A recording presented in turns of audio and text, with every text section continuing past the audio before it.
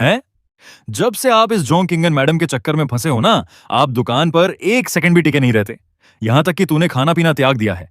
उसकी वो घुसती हुई और सब जानती हुई आंखों को झेलना थोड़ा भारी पड़ रहा था। मैंने फुल औकात और एटीट्यूड में चीख कर उसे बताया, मेरा कुछ बहुत इंपॉर्टेंट मीटिंग है, आज मेरा खाना घर पर नहीं होगा। मिंगी ने समझने का ठेठ नाटक करते हुए हाँ में सिर हिलाया, पर फिर पीछे से एक और खतरनाक बॉम्ब गिरा दिया। अच्छा तो फिर बॉस, क्या आज की रात तू वापस आ भी रहा है या नहीं? भाई, इस एक सवाल ने मेरे दिल को चीर के रख दिया। पता नहीं मैंने बहुत देर तक अपनी सांस दबाकर रखी, तब जाकर मेरे हलक से इस छोटे से शब्द की आवाज आई। अगले ही पल मिंगी जोर जोर से तालियां पीटकर हंसने लगा, यहां तक कि उस शांत रहने वाली चूली ने भी शर्माकर अपना मुंह छुपाया और हंसना शुरू कर दिया। जब मैं वहां उस पेड़ के नीचे ऑकवर्ड होकर अपना मुंह छुपाए बैठा था, तभी दूर से वह भौकाली लग्जरी कार आती दिखाई दी। मुझे लगा जैसे कोई मुझे नर्क से सीधा स्वर्ग में शिफ्ट कर रहा हो। गाड़ी चलाने वाला ड्राइवर वही 30 से 35 साल के आसपास का था। नीचे उतरते ही उसने एकदम इज्जत के साथ मेरा गेट खोला। मिस्टर येरन, मैडम ने मुझे जल्दी से आपको ले आने को कहा है। मैंने हाँ में सिर हिलाया और नवाबों की तरह अंदर बैठ गया। पर मेरी चुल मच रही थी अंदर की बात जानने की। तुम्हारी उस बॉस ने सिर्फ मुझे पिक करने का बोला था या फिर पीछे किसी और चीज की तैयारी हो चुकी है? पर वह बासर ड्राइवर एक नंबर का वफादार और रोबोट किस्म का था। उसने एकदम साफ आंसर दिया।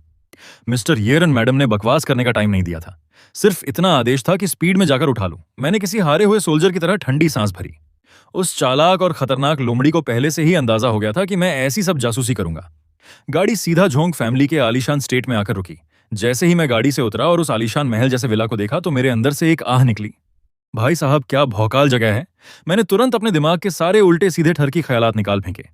झोंक के ईंधन के साथ सोने वोने का चांस पक्का 0% है। इतना बड़ा आलीशान महल है, यहाँ खाली कमरों की थोड़ी ना कमी होगी। पर जैसे ही मैंने उस स्टेट में कदम रखा, मुझे तुरंत एहसास हो गया कि दूर से कई सारी गन्स सीधा मेरे सिर पर तानी हुई हैं। उसके ठीक बाद मैंने देखा कि झोंग किंगहान विला के मेन गेट पर खड़ी थी। उसने एक ढीली सी सफेद ड्रेस पहनी हुई थी। ड्रेस के नीचे से उसकी चिकनी और सफेद कैल और नरम नरम छोटे पैर झलक रहे थे। यह मजेदार नजारा देखकर मेरी सांसें तेज होने लगी। मुझे आया हुआ देखकर झोंक किंगन के चेहरे पर तुरंत एक बड़ी सी स्माइल आ गई। वह तेजी से चलकर मेरे पास आई और बड़े प्यार से मेरा हालचाल पूछने लगी। शौवन, तूने अभी तक खाना नहीं खाया ना? और तूने सिर्फ एक हाफ स्लीव टी शर्ट क्यों पहनी हुई है? रात को ठंड होती है, तुझे ऊपर से एक जैकेट पहन लेनी चाहिए थी। उसकी आवाज इतनी ज्यादा सॉफ्ट थी कि हजम नहीं हो रहा था। फोन पर बात करने वाली चुड़ैल और इसमें जमीन आसमान का फर्क था। एकदम ऐसी लग रही थी जैसे कोई सुशील बीवी अपने पति के घर आने का वेट कर रही हो। पर मेरे दिमाग में डेंजर वाली घंटियां जोर जोर से बजने लगी। कुछ तो गड़बड़ है, भयानक लेवल की गड़बड़ है दया। ये अमीरजादी अब क्या नया कांड प्लान कर रही है? क्या यह मेरे खाने में जहर मिलाने वाली है या फिर मुझे बेहोश करके जोर जबरदस्ती मेरे जिस्म के मजे लूटने वाली है? मैंने घूर कर झोंकी खान के चेहरे को देखा। कोई किलिंग इंटेंट नहीं है, जान का खतरा तो नहीं लग रहा। तो क्या सच में दूसरा वाला ऑन ऑप्शन होने वाला है? भाई वाह, मजा आ गया। सच कहूं तो झोंकी खान का ये जो आज का गेटअप था ना, उसको देखकर मेरे मुंह में सच में पानी आ रहा था। मेरी सारी नजरें पूरी तरह से एक ही जगह लॉक हो चुकी थीं। उसकी उन मार्बल जैसी चिकनी और चमकती कास पर और चलते वक्त हिलने वाले उसके उन क्यूट पैरों पर। वो मुझे अपने साथ उस विला का टूर करवा रही थी, पर उसने अपने मुंह से क्या बकवास की, मेरे कान में एक लफ्ज नहीं गया। झोंक की घन को अच्छे से पता था कि मेरा दिमाग घर देखने में बिल्कुल नहीं है। यह सब उसी का बनाया हुआ एक जाल था। वह पूरी तरह से मेरे अंदर आग लगाना चाहती थी ताकि मैं अपना गार्ड पूरी तरह गिरा दूं। पर जैसे जैसे टाइम बीता, वह मेरी उन ठरकी और गर्म निगाहों को झेल नहीं पाई। पर आज रात के अपने खतरनाक प्लान को पूरा करने के लिए उसे किसी तरह अपने गुस्से का घूंट पीना पड़ा और उसने पूरी कोशिश करके एकदम प्यार से मुझे टोका। शावरान, किसी लड़की को ऐसे घूरते रहना बदतमीजी होती है, समझ आई तुझे? पर मैं तो जैसे बहरा हो चुका था। मेरी पलकें एक सेकंड के लिए भी नहीं झपकी। झोंक किंगहान के गाल शर्म के मारे उबलने लगे। उसके पास कोई ऑप्शन नहीं बचा और वो मुझे डाइनिंग रूम की तरफ ले गई। चल, अब डिनर लग गया होगा। जब हम दोनों एक दूसरे के आमने सामने बैठे और टेबल ने मेरे विजन को ब्लॉक कर दिया, तब जाकर मैंने अपनी आंखें वहां से हटाई। उसके तुरंत बाद नौकरों ने टेबल पर 3 डिश और एक सूप लाकर रखा। मैंने बस एक झलक देखी और मेरे ऊपर जैसे किसी ने बिजली गिरा दी हो।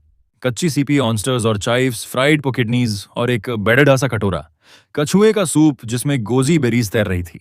मेरी तो आंखें फटी की फटी रह गईं। ये सब तो मर्दानगी की पावर बढ़ाने वाली चीजें हैं। कहीं ये अमीरजादी आज रात सच में मेरा शिकार तो नहीं करने वाली? शरान खाना आ गया है, तू खा क्यों नहीं रहा? झोंक की घान ने अपने दोनों हाथों पर अपना चेहरा रखा और एकदम कातिल मुस्कान के साथ मेरी तरफ घूरने लगी। मैंने हैरानी से उससे पूछा, तू नहीं खाएगी क्या? यह स्पेसिफिकली सिर्फ तेरे लिए बनवाया है, मैंने तो वैसे पहले ही खा लिया था। उसने एक अजीब सी चालू स्माइल दी और डिशेस को थोड़ा और मेरी तरफ खिसका दिया। खाना पहले, सूप पी, ये हेल्थ के लिए बहुत सॉलिड है। मेरे होठों पर एक कमीनी हंसी आ गई। मैंने सूप पीने वाली चम्मच उठाई। सूप पीना बढ़िया है और ऐसा मजेदार सूप पीना, यह तो जिंदगी का असली मजा है। उसके बाद जोंग किंग खान चुपचाप मुझे जानवरों की तरह ठूंसते हुए देखती रही। उसके चेहरे की मुस्कान हर सेकंड और भी खतरनाक होती जा रही थी। वह पूरी टेबल का स्टेमिना बढ़ाने वाला सारा खाना पेलने के बाद मैंने अपना मुंह साफ किया। दिमाग में जैसी बेहोशी वाली फीलिंग आनी चाहिए थी वह आई ही नहीं। खाने में कोई दवाई या नशा नहीं मिलाया गया था। अंदर ही अंदर मुझे थोड़ी सी निराशा हुई। ठीक उसी वक्त जोंग किंग खान अपनी जगह से उठी और नखरे दिखाते हुए धीरे धीरे ऊपर वाली मंजिल की तरफ चलने लगी। फर्स्ट फ्लोर पर पहुंचकर उसने पीछे मुड़कर देखा कि मैं अभी भी किसी गधे की तरह डाइनिंग टेबल पर बैठा हूं। उसका चेहरा शर्म से लाल था। उसने हल्के से अपने नीचे वाले होंठ को दांतों तले दबाया। वहां भूंदू की तरह क्या बैठा है? ऊपर आना बेवकूफ। मेरा दिल पागलों की तरह धक धक करने लगा। मुझे लगा जैसे उसने मुझे अपने जाल में पूरी तरह फंसा लिया है। बिना एक सेकंड सोचे मैं किसी भूखे कुत्ते की तरह सीढ़ियों पर दौड़ गया। जोंग किंगहान ने मुझे इतनी भयानक हड़बड़ी में ऊपर आते देखा तो उसने बड़ी मुश्किल से अपनी हंसी कंट्रोल की। कमीने ठड़की, थोड़ी देर के लिए उड़ ले हवा में। मैं पहुंचकर ठीक जोंग किंगहान के बगल में खड़ा हो गया और एकदम भूखी एक्साइटेड नजरों से उसे ताड़ने लगा। उसने क्यूट सी मुस्कान दी और पलटकर सीधा अपने बेडरूम की तरफ चलने लगी। मैंने रति भर भी नहीं सोचा और जल्दी से उसके पीछे पीछे लग गया। आज आगे चाहे मौत का कुआं ही क्यों ना हो, मेरा भाई आज उसमें भी छलांग लगाएगा। मैं एकदम पूंछ पकड़े हुए कुत्ते की तरह उसके पीछे चल रहा था, तब तक जब तक वह अपने बेडरूम के अंदर नहीं घुस गई। पर जैसे ही दरवाजे के ठीक पास पहुंचा मेरा थोड़ा सा कॉन्फिडेंस हिला। मैंने अपने कदम रोक लिए। ठीक उसी सेकंड जोंग किंगान ने दरवाजे के पीछे से अपना सिर बाहर निकाला और हंसते हुए बोली, शरान, अगर तू अभी अंदर नहीं आया ना तो मैं गेट लॉक कर रही हूं। इस आवाज के बाद मेरा दिमाग पूरी तरह काम करना बंद कर गया। मैं किसी रॉकेट की तरह एक ही झटके में अंदर घुस गया। जोंग किंगा खान को अंदाजा ही नहीं था कि मेरी स्पीड इतनी भयानक होगी। उसे सिर्फ एक तेज हवा का झोंका महसूस हुआ और जब उसने सिर घुमाया तो मैं पहले से ही उसके बेडरूम के ठीक बीच में खड़ा था। उसके चेहरे पर एक शैतानी सी हंसी आ गई और उसने उल्टे हाथ से झटके में दरवाजा बंद कर दिया। उसके ठीक बाद उसने अपनी स्लीपर्स निकाली और बेड के किनारे पर जाकर बैठ गई और फुल एटीट्यूड में अपने एक पैर को दूसरे पर रख लिया। उसकी वो दोनों लंबी चिकनी और सफेद टांगे बस वैसे ही एकदम बिंदास तरीके से मेरी आंखों के ठीक सामने फ्लैश हो रही थी। मेरी सांसें एकदम से भारी और तेज हो गईं। मेरे ठीक सामने ऐसी भयानक हॉट अप्सरा बैठी थी। ये मेरे झेलने की औकात के बाहर था, पर मैंने अपने उछलते हुए दिल पर थोड़ा कब्जा किया और किसी तरह एक एक कदम आगे बढ़कर खिड़की के पास गया और एक ही झटके में खिड़की के पर्दे खींचकर बंद कर दिए। मेरे सीन ने जोंग किंगहान की बॉडी में डर की एक झुरझुरी दौड़ाई। तू ये क्या कर रहा है? पर्दे क्यों बंद कर रहा है? उसकी फटी हुई हालत उसके दिमाग को फ्रीज कर चुकी थी। उसका गेम प्लान तो सिर्फ मुझे कमरे तक फांस कर लाना था और जब मैं खुद पर कंट्रोल खो दूं तो मुझे औकात दिखाकर लात मारनी थी ताकि मैं पूरी तरह मचल जाऊं और तड़पता रह जाऊं। और उसके बाद वो मुझे एक मां की तरह भयानक डांट सुनाती और लास्ट में थोड़ा सा लालच देकर रख लेती। इंटरनेट वालों ने लिखा था कि इन पालतू कुत्तों को ऐसे ही ठीक किया जाता है, पर मेरे पर्दा बंद करने वाले मूव ने उसके सारे नखरे हवा में उड़ा दिए थे। मैं ऐसे शांति से बैठकर उसके नखरे झेलने वालों में से नहीं था, खासकर तब जब मैंने उतना स्टैमिना बढ़ाने वाला आइटम ठूस लिया था। मुझे धीरे धीरे अपने पास आते देख जॉ की घान बेड पर बुरी तरह पीछे की तरफ सिकुड़ने लगी। तू चाहता क्या है? मैं वार्निंग दे रही हूं, कोई उल्टा सीधा काम मत करना। पर मैंने अपने मुंह से एक शब्द नहीं बका, बस अपना अगला कदम उसकी तरफ बढ़ाता रहा। वह डर के मारे पागल हो चुकी थी, बेड पर घिसटकर लगातार पीछे जा रही थी, तब तक जब तक वह बेड के हेडबोर्ड से जाकर नहीं टकराई। उसे एहसास हुआ कि उसने आज सच में अपने ही घर में भेड़िए को बुला लिया है। अब उसका भेजा पूरी तरह ब्लंक हो चुका था। मैं जानवरों की तरह भारी सांसें ले रहा था और अपने दोनों घुटनों के बल बेड पर चढ़ गया। उसकी उस नाइटी के अंदर से झलकती हुई बर्फ जैसी स्किन को देखकर मेरी हार्ट बीट किसी जनरेटर की तरह फट रही थी। उसने हड़बड़ी में अपना एक पैर आगे किया और उसे मेरी गर्म और उबलती हुई छाती पर रखकर मुझे रोकने की कोशिश की। उसकी आवाज में एक रोने वाली रिक्वेस्ट आने लगी थी, शौरा टू प्लीज कंट्रोल कर। नहीं, ये ठीक नहीं है। पर मुझे अब कहाँ कुछ सुनाई दे रहा था। मेरे भेजे में सिर्फ एक ही हवस वाला भूत नाच रहा था और ठीक उसी मोमेंट उसका हाथ अंधाधुंध उसके तकिए के नीचे कुछ टटोलने लगा और अचानक से उसने वहां से एक भयानक गन निकाल ली और उसे एकदम टाइटली मेरे माथे के ठीक बीच में तान दिया। माथे पर उस लोहे की ठंडी गन का फील आते ही मेरी आंखों में भरा हुआ सारा नशा एक झटके में उतर गया और मेरे अंदर की सारी हवस समुंदर की लहरों की तरह वापस चली गई। इस गन के पीछे का जो मैसेज था ना, वह एक महामूर्ख गधे को भी आराम से समझ आ जाता कि वह अभी तक आगे बढ़ने के मूड में नहीं थी। मेरे दिमाग में एकदम से घंटी बजी और मुझे उस बुढ़े की कही हुई एक बात याद आ गई, शावरान, जो भी चीज तुझे बहुत ज्यादा लालच देकर फंसाए वो चीज तेरी जान लेने की उतनी ही औकात रखती है। उसके वो बिखरे हुए कपड़ों और उसकी आंखों में भरे उस भयानक डर को देखकर मैं अपनी जान बचाने वाले फटू की तरह तेजी से पीछे खिसका और कमरे के सबसे अंधेरे कोने वाले शैडो में छिप गया ताकि उसे मेरी फटी हुई शक्ल बिल्कुल भी नजर ना आए। अंदर ही अंदर मैं भयानक डर में फंसा हुआ था। मेरा बस दिल कर रहा था कि कहीं दफन हो जाऊं या फिर इस कमरे की खिड़की तोड़कर भाग निकलूं। सॉरी किंगा, वो मैं अभी बस चौंक किगा की सांसें बुरी तरह कांप रही थी और उखड़ी हुई थी। उसने हल्के से अपने हाथ की गन को नीचे कर लिया और अपने आप को कंबल के अंदर टाइट लपेट लिया। कमरे में श्मशान घाट जैसी सुन्न शांति छाई हुई थी। आखिर में उसी ने अपना मुंह खोलकर इस शांति को तोड़ा। इधर आ, वहां चूहे की तरह छुपने का क्या नाटक है? मेरी बॉडी झटके से हिली और मैं किसी मरे हुए आदमी की तरह रेंगते हुए उस कोने से बाहर आया और उससे जितनी दूर एक कुर्सी थी उस पर जाकर बैठ गया। मेरा यह फटू नाटक देखकर झोंक की घा की फटी हंसी निकल गई। गजब आदमी है। अभी कुछ सेकंड पहले तूने मेरी इज्जत लूटने की तैयारी कर ली थी और अब ऐसी शक्ल बना रहा है जैसे मैंने तेरा रेप कर दिया हो। मुझे लुकों की तरह सिर झुकाए और आग चुराता हुआ देखकर उसके अंदर का गुस्सा और फूट पड़ा। थोड़ी देर पहले तो तू इतना डरपोक नहीं लग रहा था। उसके चेहरे पर एक ठंडी मौत जैसी मुस्कान थी। वो धीरे धीरे बेड पर ठीक से बैठी, अपनी बॉडी को आगे मेरी तरफ थोड़ा सा झुकाया और मुझ पर अपनी कातिल चुभने वाली नजरें गाड़ दी। मेरे प्यारे शावरान, तू भी नहीं चाहता होगा ना कि आज रात तूने क्या करने की कोशिश की ये किसी तीसरे को पता चले। झोंकीघा की आवाज अब वापस अपनी औकात में आ चुकी थी। घर के सारे नौकर सो चुके हैं। तेरे कपड़े और कचरा कौन ठीक करेगा? मेरे होंठ अजीब तरीके से फड़फड़ाने लगे। साला ये अमीरजादी मेरे बारे में सोच क्या रही है? ना भागते बन रहा है ना यहां रुकते बन रहा। नहीं, ऐसे तो लगेगा कि मुझे मेहमानों की खातिरदारी करनी नहीं आती। तो अब क्या करें? मैं तेरे इस कमरे में रात थोड़ी ना गुजार सकता हूं। किसे पता था कि उसके मुंह से अचानक निकल जाएगा। हाँ, इस बारे में सोचा जा सकता है। जॉन किंगहान ने बेड के ठीक सामने वाले सोफा की तरफ इशारा किया और लाल चेहरे के साथ बोली, वह सोफा काफी बड़ा है। पक्का तेरे उस कुतुब वाले झोपड़े से तो ज्यादा ही आरामदायक होगा। आज रात के लिए मैं तुझे उधार दे रही हूं। मैंने उस सोफा को घूर कर देखा, फिर उसकी बेड से दूरी का अंदाजा लगाया और तेजी से अपना सिर नमे हिलाने लगा। जो कांड अभी थोड़ी देर पहले होने वाला था वह दोबारा किसी हाल में नहीं होना चाहिए। बेहतर होगा कि मैं चलकर वापस दुकान ही चला जाऊं। मैंने सीधा दरवाजा खोला और बाहर निकलने ही वाला था, पर मुझे यह उम्मीद नहीं थी कि जोंग किंग खान अचानक से रोने जैसी शक्ल बना लेगी। वह सीधा अपने बेड से उठ खड़ी हुई और उसकी आवाज में हल्का सा रोना था। ये रन कमीने, आज तू यहीं पर रुकेगा। कहीं भी बाहर जाने की हिम्मत मत करना। उसे अंदर ही अंदर लग रहा था कि अगर मैं आज इस दरवाजे से बाहर निकल गया तो वह जरूर कुछ बहुत कीमती चीज खो देगी। मेरा सच में इरादा था कि वापस जाकर हम दोनों के इस अजीब से रिलेशन के बारे में सोचूंगा। बुढ़े की बातें अभी भी मेरे दिमाग में खतरे की घंटी बजा रही थी, जिससे मेरी रूह कांप रही थी। पर उसकी ऐसी रोने वाली आवाज सुनकर आखिर में मेरे कदम दरवाजे के बाहर पड़ ही नहीं पाए, तो मैं आकर वापस सोफा पर बैठ गया और हम दोनों एक दूसरे को फाड़ फाड़ कर घूरने लगे। तब जाकर झोंग किंगहान ने चैन की सांस ली और वापस से अपने कंबल में सिकुड़ गई। यहां तक कि उसे खुद भी एहसास नहीं था कि उसकी आंखें पहले से ही लाल हो चुकी थीं। ठीक उसी वक्त मैंने अचानक अपनी चुप्पी तोड़ी, अपनी साफ आंखों से उसे एकदम चिल घूरते हुए। किंगहान, मुझे तुझसे एक सवाल पूछना है। उसके दिल की धड़कन झटके से तेज हो गई। उसे लगा कि मेरा अगला सवाल जरूर बहुत सीरियस होने वाला है। मैंने एकदम आराम से उससे पूछा, मैं ये पूछना चाहता हूं कि अभी थोड़ी देर पहले जो सिचुएशन बनी थी, अगर मैं नहीं रुकता और आगे बढ़ता तो क्या तू सच में गोली चला देती? यह सवाल मेरे लिए बहुत ज्यादा इंपॉर्टेंट है। मेरी आवाज एकदम मौत की तरह शांत थी और मैं चुपचाप उसके जवाब का इंतजार करने लगा। जोंग किंगहान ने अपनी नजरें झुका ली। मेरी चुभने वाली नजरों के सामने उसने एकदम सॉफ्ट आवाज में मुंह खोला। उसकी आवाज इतनी धीमी थी कि सुनाई तक नहीं दे रही थी। उस गन के अंदर एक भी गोली नहीं थी। उसे लगा कि शायद मैं उसकी बात पर यकीन नहीं करूंगा, तो उसने तुरंत गन निकाली और उसका मैगजीन निकाल कर दिखाया ताकि मैं अपनी आंखों से सच्चाई देख सकूं। अब जाकर मैंने एक लंबा सांस छोड़ा। मेरे माथे की वो टेंशन वाली लकीरें आखिरकार ठीक हुईं। ऐसा लगा जैसे दिल पर रखा कोई बहुत बड़ा पत्थर हट गया हो। मैं एक ही सेकंड में पूरा रिलैक्स हो गया और मेरे चेहरे पर एक बड़ी सी मुस्कान आ गई। बेहतर होगा कि तू इसमें गोलियां भर के रखे। सोच, कल को अगर मेरे जैसा कोई और लफंगा टकरा गया तो क्या करेगी? जॉन किंगहान ने इस बदले हुए माहौल को नोटिस किया और वह भी धीरे धीरे नॉर्मल औकात में आ गई। उसने गन को टेबल पर रख दिया और फिर नकली गुस्सा दिखाते हुए बोली, तू वेट कर, कल ही इसमें गोलियां लोड करती हूं और सीधा तेरा भेजा उड़ा दूंगी। मैं बस बेवकूफों की तरह हंसते रह गया। अब आकर मुझे फाइनली सारी पिक्चर क्लियर हो गई थी कि वह मुझे जान से नहीं मारना चाहती थी। वह बस उस लेवल तक जाने के लिए रेडी नहीं थी और आज रात का उसका यह अजीब सा नाटक बस एक अमीरजादी का बेवकूफाना प्रैंक था। एक ऐसा प्रैंक जिसमें वह खुद पूरी तरह फंसने वाली थी।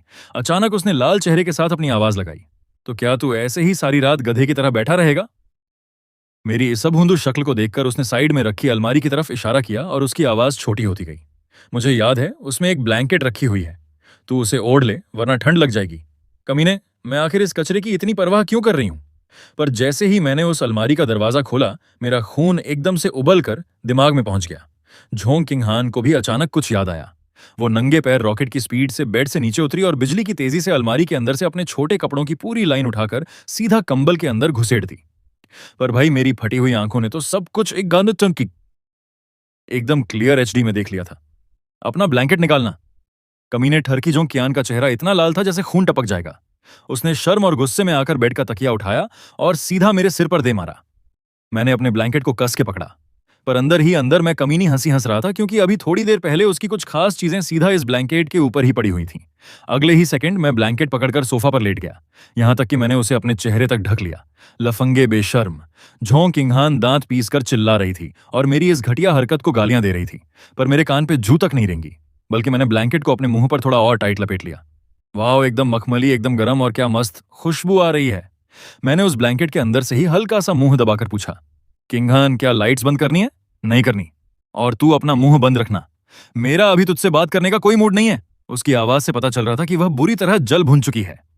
किंघान, थोड़ी देर गेम खेलें क्या? नहीं खेलना, चुपचाप सो जा। किंघान, मुझे नींद नहीं आ रही है, क्या मैं तुझे कोई स्टोरी सुनाऊं? मुंह बंद रख अपना। ठीक है, गुड नाइट किंघान। किसे पता था कि उसके कंबल के अंदर से मच्छर की तरह एकदम धीमी सी आवाज आएगी। गुड नाइट शहरान। अगले दिन सुबह सुबह मैंने आराम से अपनी आंखें खोली। झोंक किंघान अभी भी सो रही थी। उसने अपने आप को कंबल में एकदम टाइट पैक कर रखा था।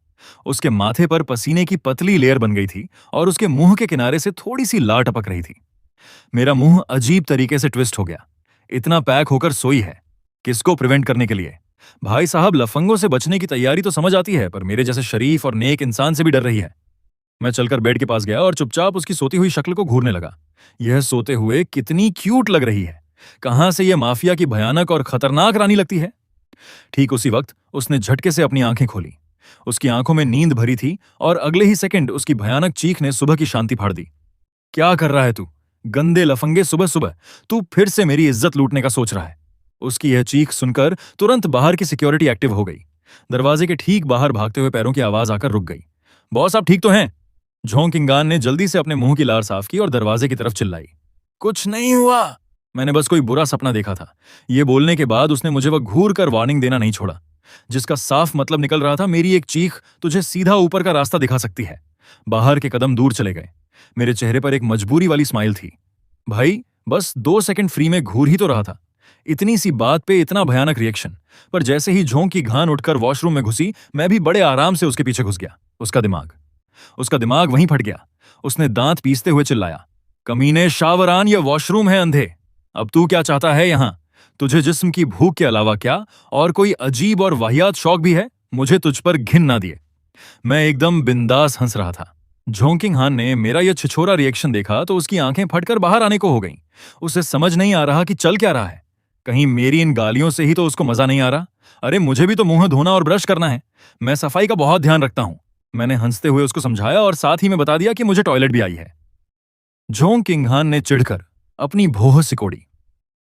उसने कभी भी किसी और के साथ एक ही वक्त पे वॉशरूम शेयर नहीं किया था, पर उसने सोचा कि अगर मेरी बात है तो चलो ठीक है, एडजस्ट किया जा सकता है। पर फिर भी उसने मुझे लात मारकर बाहर निकाल दिया। जो भी हो, वॉशरूम के अंदर पहले मैं आई थी, तू बाहर जाकर टच भी आ, बाहर जाकर अपनी बारी का इंतजार कर। झटके से दरवाजा मुंह पर बंद हुआ और लॉक लगा और अंदर से नलके का पानी फुल स्पीड में चलने की आवाज आने लगी। मैं बिंदास टर्न हुआ और सीधा जोंकिंग हान के बेड पर अपने हाथ पैर फैलाकर लेट गया और बेडशीट्स की उस कमाल की मखमली खुशबू को फुल डीप ब्रेथ में लेने लगा। रिजल्ट यह हुआ कि जैसे ही वह वॉशरूम से निकलकर बाहर आई, उसने मुझे एकदम वाहियात और बेशर्म स्टाइल में अपने प्राइवेट बेड पर आराम फरमाते हुए देखा और मेरे चेहरे पर फुल जन्नत वाला मजा दिख रहा था। तू मरना चाहता है क्या? झोंकान के गुस्से से उसकी सांसें ऊपर नीचे हो रही थीं। मैंने एक पलटी मारी और सीधा बेड से नीचे उतर आया। एकदम मक्खन की तरह मैं सरक कर वॉशरूम में घुसा और गेट ढक देने लॉक कर दिया। थोड़ी ही देर बाद वॉशरूम के अंदर से मेरी तेज आवाज आई, किंघान, मेरे पास यहां टॉवल और टूथब्रश नहीं है, किसकी यूज करूं? तू गधा है क्या? मैंने अंदर ही नए वाले रखे तो थे। क्या ये पिंक वाला टूथब्रश है? अबे नहीं, वो मेरा पर्सनल टूथब्रश है, अगर तुझे टपकना है ना तो कर ले यूज। ब्रश वगैरह निपटाने के बाद झोंक किंघान ने मुझे आकर ब्रेकफास्ट करने को बोला। टेबल पर इतना ठूसा हुआ खाना था जैसे उसको मेरी पहाड़ जैसी भूख का पहले से पता हो। ठीक उसी वक्त मेरा फोन बजा। कॉल मिंगी का था। बॉस, दुकान पर एक पार्टी आई है, सीधा मौत का कॉन्ट्रैक्ट लाया है, हम लोग यह फाइनल नहीं कर सके। मिंगी की आवाज एकदम अंडरग्राउंड और खतरनाक लेवल पर भारी लग रही थी। उसकी नॉर्मल टाइम वाली वह शरीफ हंसी गायब थी। मैंने अपनी भौंयें सिकोड़ी और तुरंत झोंक किंघान से पूछा, किंघान, क्या तू आज मेरे लिए एक दिन की छुट्टी ले सकती है? एक डेथ कॉन्ट्रैक्ट ने मुझे उससे मदद मांगने पर मजबूर कर दिया था। झोंक किंघान ने बिना कोई नाटक किए सीधा एक कॉल घुमाया और मेरी छुट्टी मंजूर करवा दी। खाना खाने के बाद उसने अपने ड्राइवर को मुझे वापस छोड़ने का ऑर्डर दे दिया। गाड़ी में बैठते ही मैं गहरी सोच में डूब गया। डेथ कॉन्ट्रैक्ट, ये कोई आम बात नहीं, कॉन्ट्रैक्ट देने वाले को अपनी हर चीज दांव पर लगानी पड़ती है, यहां तक कि अपनी जान भी। और इस तरह का कॉन्ट्रैक्ट लेना है या नहीं, ये पूरी तरह से मेरी मर्जी पर डिपेंड करता था। जैसे ही मैं वापस अपनी पोर्नो शॉप पहुंचा और गाड़ी से नीचे उतरा, मैंने देखा कि उस पुराने पेड़ के नीचे वाली आराम कुर्सी पर एक सफेद बालों वाला बूढ़ा आदमी लेटा हुआ था। मिंगी और चूली उसी पेड़ के नीचे उखरू बैठे थे। मुझे देखते ही वह दोनों तुरंत खड़े हो गए। मिंगी ने उस बूढ़े आदमी की तरफ इशारा किया। बॉस, यही वो आदमी है जिसे डेथ कॉन्ट्रैक्ट देना है। उस बूढ़े ने अपनी पलकें उठाई और हल्का सा सिर घुमाकर मेरी तरफ देखा। उसकी धुंधली आंखों ने मुझे ऊपर से नीचे तक स्कैन किया। अगर तुम थोड़ी देर और ना आते तो मेरी सांसें ही उखड़ जाती। वो बूढ़ा धीरे धीरे खड़ा हुआ और उसकी पहली ही बात ने मेरे अंदर एक अजीब सी हलचल पैदा कर दी। मैंने अपनी दुकान के अंदर की तरफ इशारा किया और सबको अंदर आकर बात करने को कहा। वो बूढ़ा लड़खड़ाते कदमों से मेरे पीछे पीछे पोर्न शॉप के अंदर आ गया। अंदर घुसते ही उसने बिना घुमाए फिराए सीधी बात शुरू कर दी। मेरा नाम वूफ है और मैं चाहता हूं कि तुम लोग मेरा बदला लेने में मेरी मदद करो। वो बूढ़ा अभी 2 कदम भी नहीं चला था कि उसे इतनी भयानक हंसी आई जैसे उसकी जान ही निकल जाएगी। यह देखकर मैंने तुरंत उसे एक गिलास पानी दिया और सीधा पॉइंट पर आया। बोल, किसे मारना है, पर याद रखना, कॉन्ट्रैक्ट लेना या ना लेना मेरी मर्जी है। वूफ ने पानी का गिलास लिया और धीरे धीरे बोलना शुरू किया। उसकी एक ही लाइन ने वहां के पूरे माहौल को एकदम भारी और उदास कर दिया। मैं इस दुनिया का सबसे खुशनसीब इंसान हुआ करता था, पर किसे पता था कि मेरी बहू और पोती को स्कूल से आते वक्त जबरदस्ती एक गाड़ी में खींच लिया जाएगा और किसी दूसरे शहर में बेच दिया जाएगा। उसके बाद पुलिस को सिर्फ 2 ऐसी लाशें मिली जिनकी शक्लें पहचानी नहीं जा रही थीं। मरने से पहले उन्हें जानवरों की तरह तड़पाया गया था। मेरा बेटा इस भयानक दर्द को बर्दाश्त नहीं कर पाया और उसने छत से कूदकर अपनी जान दे दी। पर दर्द का यह सिलसिला यहीं नहीं रुका। परसों ही मेरी पत्नी भी इसी सदमे और गम में घुट-घुट कर मर गई। मैंने अपना सब कुछ खो दिया है। वूफ की आवाज एकदम फटी हुई थी और उसकी धुंधली आंखों से आंसू बहने लगे। मैंने एकदम शांति से उसकी पूरी कहानी सुनी और फिर पूछा, तो क्या तू चाहता है कि मैं उस पूरे गैंग के एक एक आदमी को काट डालूं? पर उस बूढ़े ने सीधा जवाब नहीं दिया, बल्कि एक ऐसा बॉम्ब फोड़ा जिसने मेरे होश उड़ा दिए। जब मैं अपनी जान देने ही वाला था तब मुझे एक अनजान आदमी मिला। उसी के मुंह से मुझे जोंगशैंग ऑर्गेनाइजेशन के बारे में पता चला। जोंगशैंग ये उसी ऑर्गेनाइजेशन का नाम था जिसके लिए मैं काम करता था। उस बूढ़े की आंखों में अचानक एक अजीब सी आग और चमक आ गई। उस आदमी ने मुझे बताया कि मैं अपनी जान के बदले तुम लोगों से एक बार काम करवा सकता हूं। मैं चाहता हूं कि वह सब के सब कुत्तों की मौत मरे। मैं थोड़ी देर के लिए एकदम शांत हो गया। अपने हाथ में पहनी हुई उस बोन रिंग को सहलाते हुए मैंने धीरे से कहा, यह कॉन्ट्रैक्ट मैंने ले लिया। तुझे अभी अपनी जान देने की जरूरत नहीं है। अब इस दुकान का बॉस मैं हूं। मैं उस बूढ़े के लिए अपने उस बुढ़े के बनाए हुए रूल्स तोड़ने के लिए तैयार था, पर किसे पता था कि वफू अपना सिर ना में हिला देगा। मैं इस दुनिया में बिल्कुल अकेला हूं। मेरी जीने की कोई इच्छा नहीं बची। इतना कहते ही उसने अपनी जेब से एक पॉइजन की गोली निकाली और सीधा निकल गया। कुछ ही देर में उसकी सांसें हमेशा के लिए रुकी। मिंगी एकदम खामोशी से वूफ का आखिरी सामान लेकर आया, एक झोला जिसमें उसकी जिंदगी भर की सारी कमाई रखी थी, और चूली उस बूढ़े की लाश को अपने कंधे पर उठाकर पिछले दरवाजे की तरफ ले गई। मैंने मुड़कर मिंगी से पूछा, तुझे कोई आइडिया है कि वूफ जिस अनजान आदमी की बात कर रहा था वह कौन है? मिंगी ने अपना सिर हिला दिया, जिसका मतलब था कि उस आदमी का कोई सुराग या नामो निशान नहीं मिला। मुझे मजबूरन इस बात को अभी के लिए साइड में रखना पड़ा। मैंने पलटकर ऑर्डर दिया, उन ह्यूमन ट्रैफिकर्स का पता लगाओ और मिलते ही मुझे खबर करो। मुझे उम्मीद नहीं थी कि मिंगी अपने हाथ में पकड़े हुए उस झोले को हल्का सा उठाएगा और खुद ही इस काम को करने की इजाजत मांगेगा। बॉस, इस काम में आपको अपने हाथ गंदे करने की जरूरत नहीं है, यह मैं करूंगा। इसी बहाने मैं अपने चेले को भी थोड़ा ट्रेन कर दूंगा। उस झोले में पैसे भले ही कम थे, पर उनका बोझ किसी पहाड़ से भी ज्यादा भारी था। उसकी बात सुनकर मैंने हाँ में अपना सिर हिलाया और जाते जाते बस एक बर्फीली और खौफनाक वार्निंग छोड़ गया। उन गधों को ढूंढने के बाद एक को भी जिंदा मत छोड़ना। उनके वहां से जाने के बाद दुकान में फिर से श्मशान जैसी शांति छा गई। मेरे पास करने के लिए कुछ खास नहीं था, तो मैंने फोन उठाया और सीधा जोंग एगन का नंबर घुमा दिया। मैंने दुकान का दरवाजा लॉक किया, उस पर अपना फोन नंबर चिपकाया और सीधा एक टैक्सी लेकर जोंग फैमिली के स्टेट की तरफ निकल पड़ा। आखिरकार पिछले 4 महीनों से मेरी इस दुकान में बोहनी तक नहीं हुई थी, पर किसे पता था कि जोंग फैमिली का नाम सुनते ही उस ड्राइवर की डर के मारे हालत खराब हो जाएगी। वह पसीने पसीने हो गया और मुझे ले जाने से ही मना करने लगा। मैंने उसे थोड़ा समझाया बुझाया, तब जाकर वह मुझे उस एस्टेट के आसपास तक छोड़ने को राजी हुआ।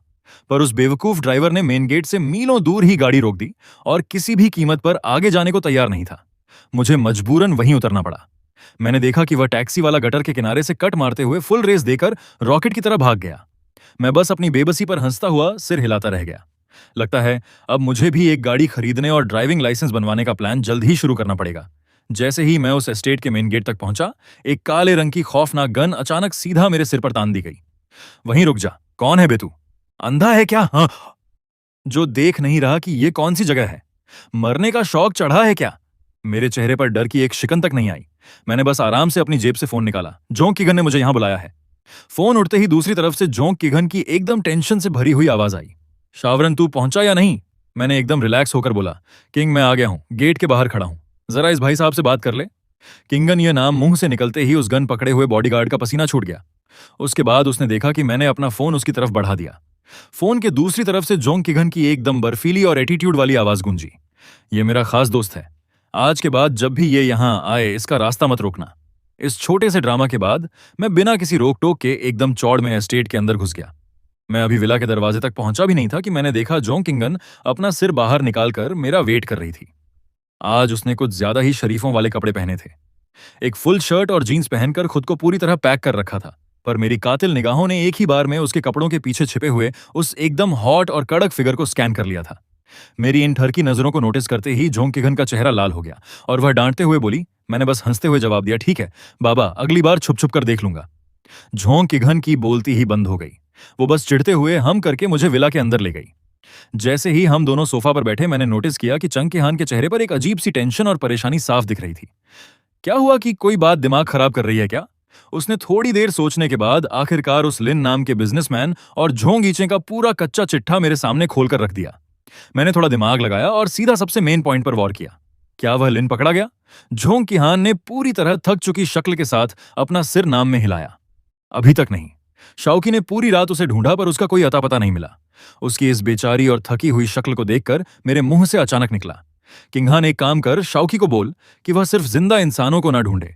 झोंग किंगहान ने झटके से अपना सिर ऊपर उठाया और उसकी आंखों में अचानक एक तेज चमक आ गई।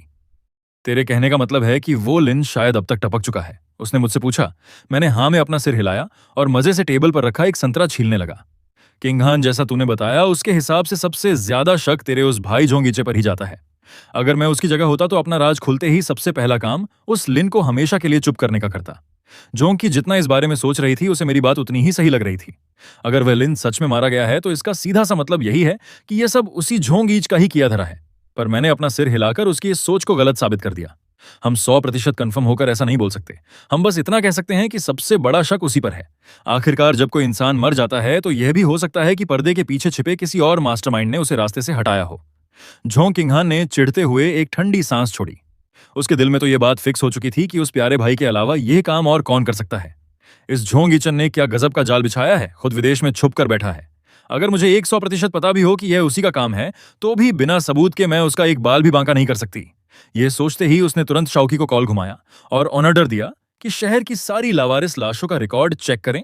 और जैसा सोचा था, कुछ ही देर में शाओकी का कॉल वापस आ गया। एक श्मशान घाट में एक लाश मिली है और वह उसी लिन की है। क्या बात है मेरे प्यारे भाई, तूने तो पापा की वो खौफनाक और बेरहम वाली क्वालिटी पूरी 100% कॉपी कर ली है। झोंग किहान की आवाज किसी बर्फ से भी ज्यादा ठंडी और खतरनाक लग रही थी। उसके इस खून खलने वाले अवतार को देखकर मेरा बड़ा मन किया कि मैं उसे सच बता दूं कि मिंगी सिर्फ 300 मिलियन में उस झोंग इचिंग को उड़ा सकता है और मैं तो यह काम सिर्फ 200 मिलियन में कर दूंगा। पर मैंने आखिर में अपने दिमाग से यह फालतू का ख्याल निकाल दिया। अगर मैंने गलती से भी यह बात बोल दी तो वो 100% सोचेगी कि मेरा दिमागी संतुलन बिगड़ चुका है। पर किसे पता था कि अगले ही सेकंड झोंक किंगहान मेरे हाथ से वह छिला हुआ संतरा छीन लेगी और मजे से खाते हुए एक बड़ी सी मुस्कान के साथ बोलेगी, शावरान, तूने मेरी बहुत बड़ी मदद की है। आज दोपहर का खाना ये मैडम तुझे अपने हाथों से बनाकर खिलाएगी। मैं अचानक उसे एक अलग ही हैरानी वाली नजर से देखने लगा। क्या यह अमीरजादी खाना बनाना भी जानती है? झोंक किंगहान ने मेरी इस शक वाली नजरों को देखा और वह तुरंत भड़क गई। तेरी शक्ल पर यह कैसा रिएक्शन है? क्या तू मेरी औकात पर शक्ल रहा है? तुझे एक बात बता दूं, मेरे सगे बाप की भी किस्मत में मेरे हाथ का खाना नहीं लिखा है। तू तो बहुत बड़ा लकी इंसान निकला। मैंने तुरंत पागलों की तरह हाँ में सिर हिलाया। उसकी इस धमकी भरी बात ने मेरे अंदर उसके हाथ का खाना ट्राई करने की और भी भयंकर चुल मचा दी थी। एक अमीरजादी के हाथ का बना खाना शायद इतना भी बुरा नहीं होगा, है ना? मैं उस अमीरजादी के हाथों से बने खाने का टॉप लेवल मजा लेने का वेट कर रहा था। पर ठीक उसी वक्त उसका सबसे खास आदमी श्याओ के अंदर घुस आया अपना पनिशमेंट लेने के लिए। पर उसने सपने में भी नहीं सोचा था कि अंदर आते ही उसने मुझे सोफा पर आराम से गेम खेलते हुए देखा और उसकी बॉस यानी मैडम खुद किचन में काम कर रही थी। यह सब देखकर शाओकी का दिमाग पूरी तरह घूम गया। उसने मेरी फोन स्क्रीन पर देखा। बॉस, क्या आपकी हेल्थ खत्म हो गई है? मैं आपका वफादार वजीर हूं, यह टेक्स्ट स्क्रीन पर लिखा हुआ था। और फिर उसने मेरी तरफ देखकर हकलाते हुए पूछा, तू यहाँ क्या कर रहा है? बॉस कहाँ है? तब जाकर मैंने अपना गेम बंद किया और सिर उठाकर एकदम नॉर्मल तरीके से बोला, मैं यहाँ मुफ्त का खाना खाने आया हूँ। किंगान किचन में खाना बना रही है। मुफ्त का खाना बॉस खाना बना रही है, वह भी तेरे लिए। एक सेकंड के लिए तो शाउकी को लगा कि शायद पूरा दिन और रात ना सोने की वजह से उसे चक्कर आ रहे हैं और अजीब चीजें दिख रही हैं। पर इसके बाद मैंने जो किया उसने उसकी बॉडी को बर्फ जैसा ठंडा कर दिया। मैंने आराम से एक संतरा उठाया और उसके सामने हिलाकर बोला, ये ले संतरा खा ले। पूरा दिन और रात इतना दिमाग लगाने के बाद थोड़ा फ्रूट खाएगा तो थकान कम होगी। तुझे कैसे पता कि मैं पूरी रात नहीं सोया? ठीक उसी वक्त किचन से सब्जी छोंकने की छन छन आवाज आई। तब जाकर शाउकी को होश आया कि उसके सामने जो कुछ हो रहा है वह 100% सच है। वो एकदम स्टैचू बनकर मेरे ठीक सामने बैठ गया और मेरे सामने टेबल पर संतरे के छिलकों का पूरा पहाड़ बन चुका था। किंगान ने ही तो मुझे बताया था, मैंने एकदम चिल होकर कहा। और उसके ठीक बाद एक ऐसा बम फोड़ा, अगर मैं तुम लोगों को लाशें ढूंढने का आइडिया नहीं देता तो तुम लोग अभी भी उस लिन नाम के आदमी को जिंदा ढूंढ रहे होते। तो ये तुम्हारा आइडिया था। शूकी के दिल में अचानक मेरे लिए रिस्पेक्ट बढ़ गई। तभी मैं सोचूं कि बॉस ने अचानक अपना ऑनरेडर क्यों बदल दिया, पर जब मैं उससे पूछने लगा कि उसका नाम शोकी क्यों है तो वह अचानक एकदम चुप हो गया। ठीक उसी वक्त जोंग किंग खान अपने हाथ में खाने की एक प्लेट लेकर बाहर आई। बॉस शू की बिजली की स्पीड से खड़ा हो गया। उसका चेहरा टेंशन से भर गया था और वो अपनी सजा लेने के लिए तैयार था। पर जोंग किंगान ने उसकी तरफ एक नजर देखा तक नहीं और एकदम ठंडी आवाज में बोली, आ गया तू, तेरी किस्मत अच्छी है। चल तू भी हमारे साथ खा ले। जा खुद जाकर अपने चॉपस्टिक्स ले आ। शाओकी की तो शक्ल ही फटी रह गई। क्या ये वही रहम न खाने वाली बॉस है? पर जैसे ही मेरी नजर टेबल पर रखे उस खाने पर गई, मेरा चेहरा उससे भी ज्यादा फटी हालत में था। वह एक ऐसी प्लेट थी जिसे जबरदस्ती खाना बोलना पड़ रहा था। वो काले और हरे रंग का एक अजीब सा ढेर था जिसे डिफाइन करना नामुमकिन था, जिसमें से सिस करती हुई एक डरावनी गर्म भाप निकल रही थी। मुझे उस प्लेट के अंदर से साफ मौत वाली फीलिंग आ रही थी। मैंने बड़ी मुश्किल से एक नकली हंसी निकाली। किंगहान, ये तूने क्या बनाया है? दिखने में थोड़ा अलग लग रहा है। पर जोंग किंगहान का चेहरा पूरे कॉन्फिडेंस से चमक रहा था। तुझे क्या पता इन सब के बारे में? ये पालक फ्राई टोफू है और टेस्ट के लिए मैंने इसमें क्रैब एस्ट और पर्मिगन का जूस भी मिलाया है। गारंटी देती हूं किसी 5 स्टार शेफ से भी बढ़िया टेस्ट होगा। यहां तक कि उसने आगे एक और बात चिपका दी, अगर तुझे ये पसंद आया तो मेरा मूड अच्छा होने पर मैं तुझे रोज यही बनाकर खिलाऊंगी, रोज खाऊंगा। यह सुनते ही मेरे माथे की नस फड़कने लगी। ये कचरा एक बार खाना ही मौत के बराबर है। रोज खाऊंगा तो मेरी सीधी 13वीं हो जाएगी। मैंने थोड़ा डरते हुए पूछा कि हाँ यार, तुझे इतना नहीं पता कि कुछ खाने की चीजें एक साथ मिक्स करने पर जहर बन जाती हैं? पर जोंग किंगहान ने अकड़ के साथ नाक छिड़काई और एक ऐसी दिमाग हिला देने वाली थ्योरी फेंक कर मारी, तुझे क्या लगता है मुझे कुछ नहीं पता? मैं सब जानती हूं। इसलिए मैंने जहर बनने वाले 2 अलग अलग जोड़े एक साथ यूज किए हैं। मैथ्स में पढ़ा है ना, माइनस और माइनस मिलकर प्लस बन जाते हैं। तू चुपचाप खा ले। खाने के बाद तू एक शब्द नहीं बोल पाएगा। जीनियस! मुझे एक सेकंड के लिए लगा कि यह सच में दुनिया की सबसे बड़ी साइंटिस्ट है। बगल में खड़ा शाउकी यह सब सुनकर अंदर ही अंदर कांप रहा था। ठीक उसी वक्त जोंग किंगहन ने पूरे जोश में आकर कहा, मैंने सूप भी बनाया है, मैं अभी लाती हूं, तू टेस्ट करके बता। भाई, इसमें अभी एक और खतरनाक वेपन बाकी है। जैसे ही वह पलटकर किचन की तरफ गई, मैंने तेजी से अपने बगल में बैठे शाउकी को पकड़ लिया और धीमी आवाज में उसे आखिरी वार्निंग दी। शाउकी, तू यहां आ ही गया है तो इस खाने का आधा हिस्सा तेरा और आधा मेरा। अगर तूने यहां से भागने की कोशिश की ना तो मैं सीधा किंगहान को बोल दूंगा कि तू उसके खाने की बेइज्जती कर रहा है। यह सुनते ही शाउकी की हालत रोने वाली हो गई। वह बस मुझे घुटनों पर बैठकर भीख मांगने वाला था। बॉस मेरे भाई, हम दोनों तो पहली बार में ही इतने अच्छे दोस्त बन गए थे। तू मेरे साथ इतना बुरा कैसे कर सकता है? उसकी बात अभी खत्म भी नहीं हुई थी कि मैंने जल्दी से उसे चुप करवा दिया, क्योंकि जोंग किंग खान एक पूरा पतीला सूप लेकर हमारी तरफ आ रही थी। उसकी घूरती हुई नजरों के सामने मुझे और शाउकी को मजबूरी में उस खाने को जानवरों की तरह ठूंसना पड़ा, क्योंकि इस कचरे को आराम से टेस्ट करके खाने की हमारी औकात नहीं थी। मैंने जैसे ही उसकी एक बाइट खाई, वो इतना खट्टा और कड़वा था कि उसका टेस्ट सीधा मेरे दिमाग को फाड़ता हुआ ऊपर निकल गया। मैं वहीं बैठे बैठे टपकने वाला था। पर जोंग किंगहन हमारी इस भूखी और पागलों वाली एक्टिंग को देखकर एकदम खुश और सेटिस्फाई फील कर रही थी। क्या सच में इतना बढ़िया बना है? उसने शूकी की तरफ देखा, जिसकी आंखों में खाते खाते आंसू आ चुके थे। उसके अंदर उसको ट्राई करने की चुल मच गई। उसने तुरंत अपने चॉपस्टिक्स उठाए और एक टोफू का पीस पकड़ लिया और सीधा अपने मुंह में डाल लिया। मेरा और शूकी का खाना एक सेकंड के लिए वहीं रुक गया। हम दोनों उसे पागलों की तरह घूरने लगे। मैंने देखा कि उसने बस 2 बार चबाया। अगले ही सेकंड उसकी आंखों से पानी के फव्वारे छूट पड़े। आखिर में मैं बेवकूफों की तरह हंसता रह गया। मुझे मजबूरी में हार मानकर एप्रन पहनना पड़ा और किचन में जाना पड़ा, और जोंग किंग शांति से खड़ी थी। उसने चुपचाप उस टेबल पर रखी अपनी सबसे बड़ी रेसिपी को कचरे में डाल दिया। शाओकी ने देखा कि अब माहौल ठीक नहीं है। उसने फौरन एक बहाना मारा और वहां से पतली गली पकड़ ली। एकदम तेजी से रफूज कर हो गया। अगर मैं यहां और रुका तो पक्का बॉस अपनी सारी भड़ास मुझ पर ही निकालेगी।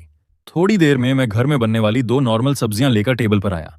कम से कम ये ऐसी सब्जी थी जिसे खाकर कोई जिंदा बच सकता था। पर छों की हान का चेहरा अभी भी ठंडा और गुस्से में था। पर उसके पास मुझ पर चिल्लाने का कोई बहाना ही नहीं बचा था। तो उसने चिढ़ते हुए मेरे बनाए खाने को उठाया और जोर जोर से चबाने लगी। मैंने देखा कि उसके दोनों गाल खाने से पूरे गोलमटोल और फूले हुए थे। वो बिल्कुल एक क्यूट हैमस्टर की तरह लग रही थी। मैं खुद को कंट्रोल नहीं कर पाया और मेरी हंसी निकल गई। लो भाई, काम बिगड़ गया। आखिरकार उसे मुझ पर भड़कने का एक पॉइंट मिल ही गया। उसने झटके से अपना खाना निगला और मेरी तरफ उंगली उठाते हुए बोली, चुपचाप खाना खा, दांत क्यों निकाल रहा है? अगर तू एक और बार हंसा ना तो मैं यह टेबल पलट दूंगी, बता रही हूं। इस जोर की ची के बाद उसका अंदर का दबा हुआ गुस्सा थोड़ा शांत हो गया और मैं बस हंसते हुए अपने हाथ ऊपर करके उससे माफी मांगने लगा और चुपचाप अपना खाना पेलने लगा। खाना खाने के बाद मैंने छों की हान से ड्राइविंग लाइसेंस लेने के बारे में बात की, पर उसने एकदम बिंदास स्टाइल में अपना हाथ हिलाया और मुझे सीधा अपने गराज से कोई भी गाड़ी उठाने को कह दिया। और साथ ही साथ उसने मेरे लिए एक ड्राइविंग इंस्ट्रक्टर भी फिट कर दिया। और जहां तक तेरे लाइसेंस की बात है, एक फोन कॉल पर वो तेरे घर डिलीवर हो जाएगा।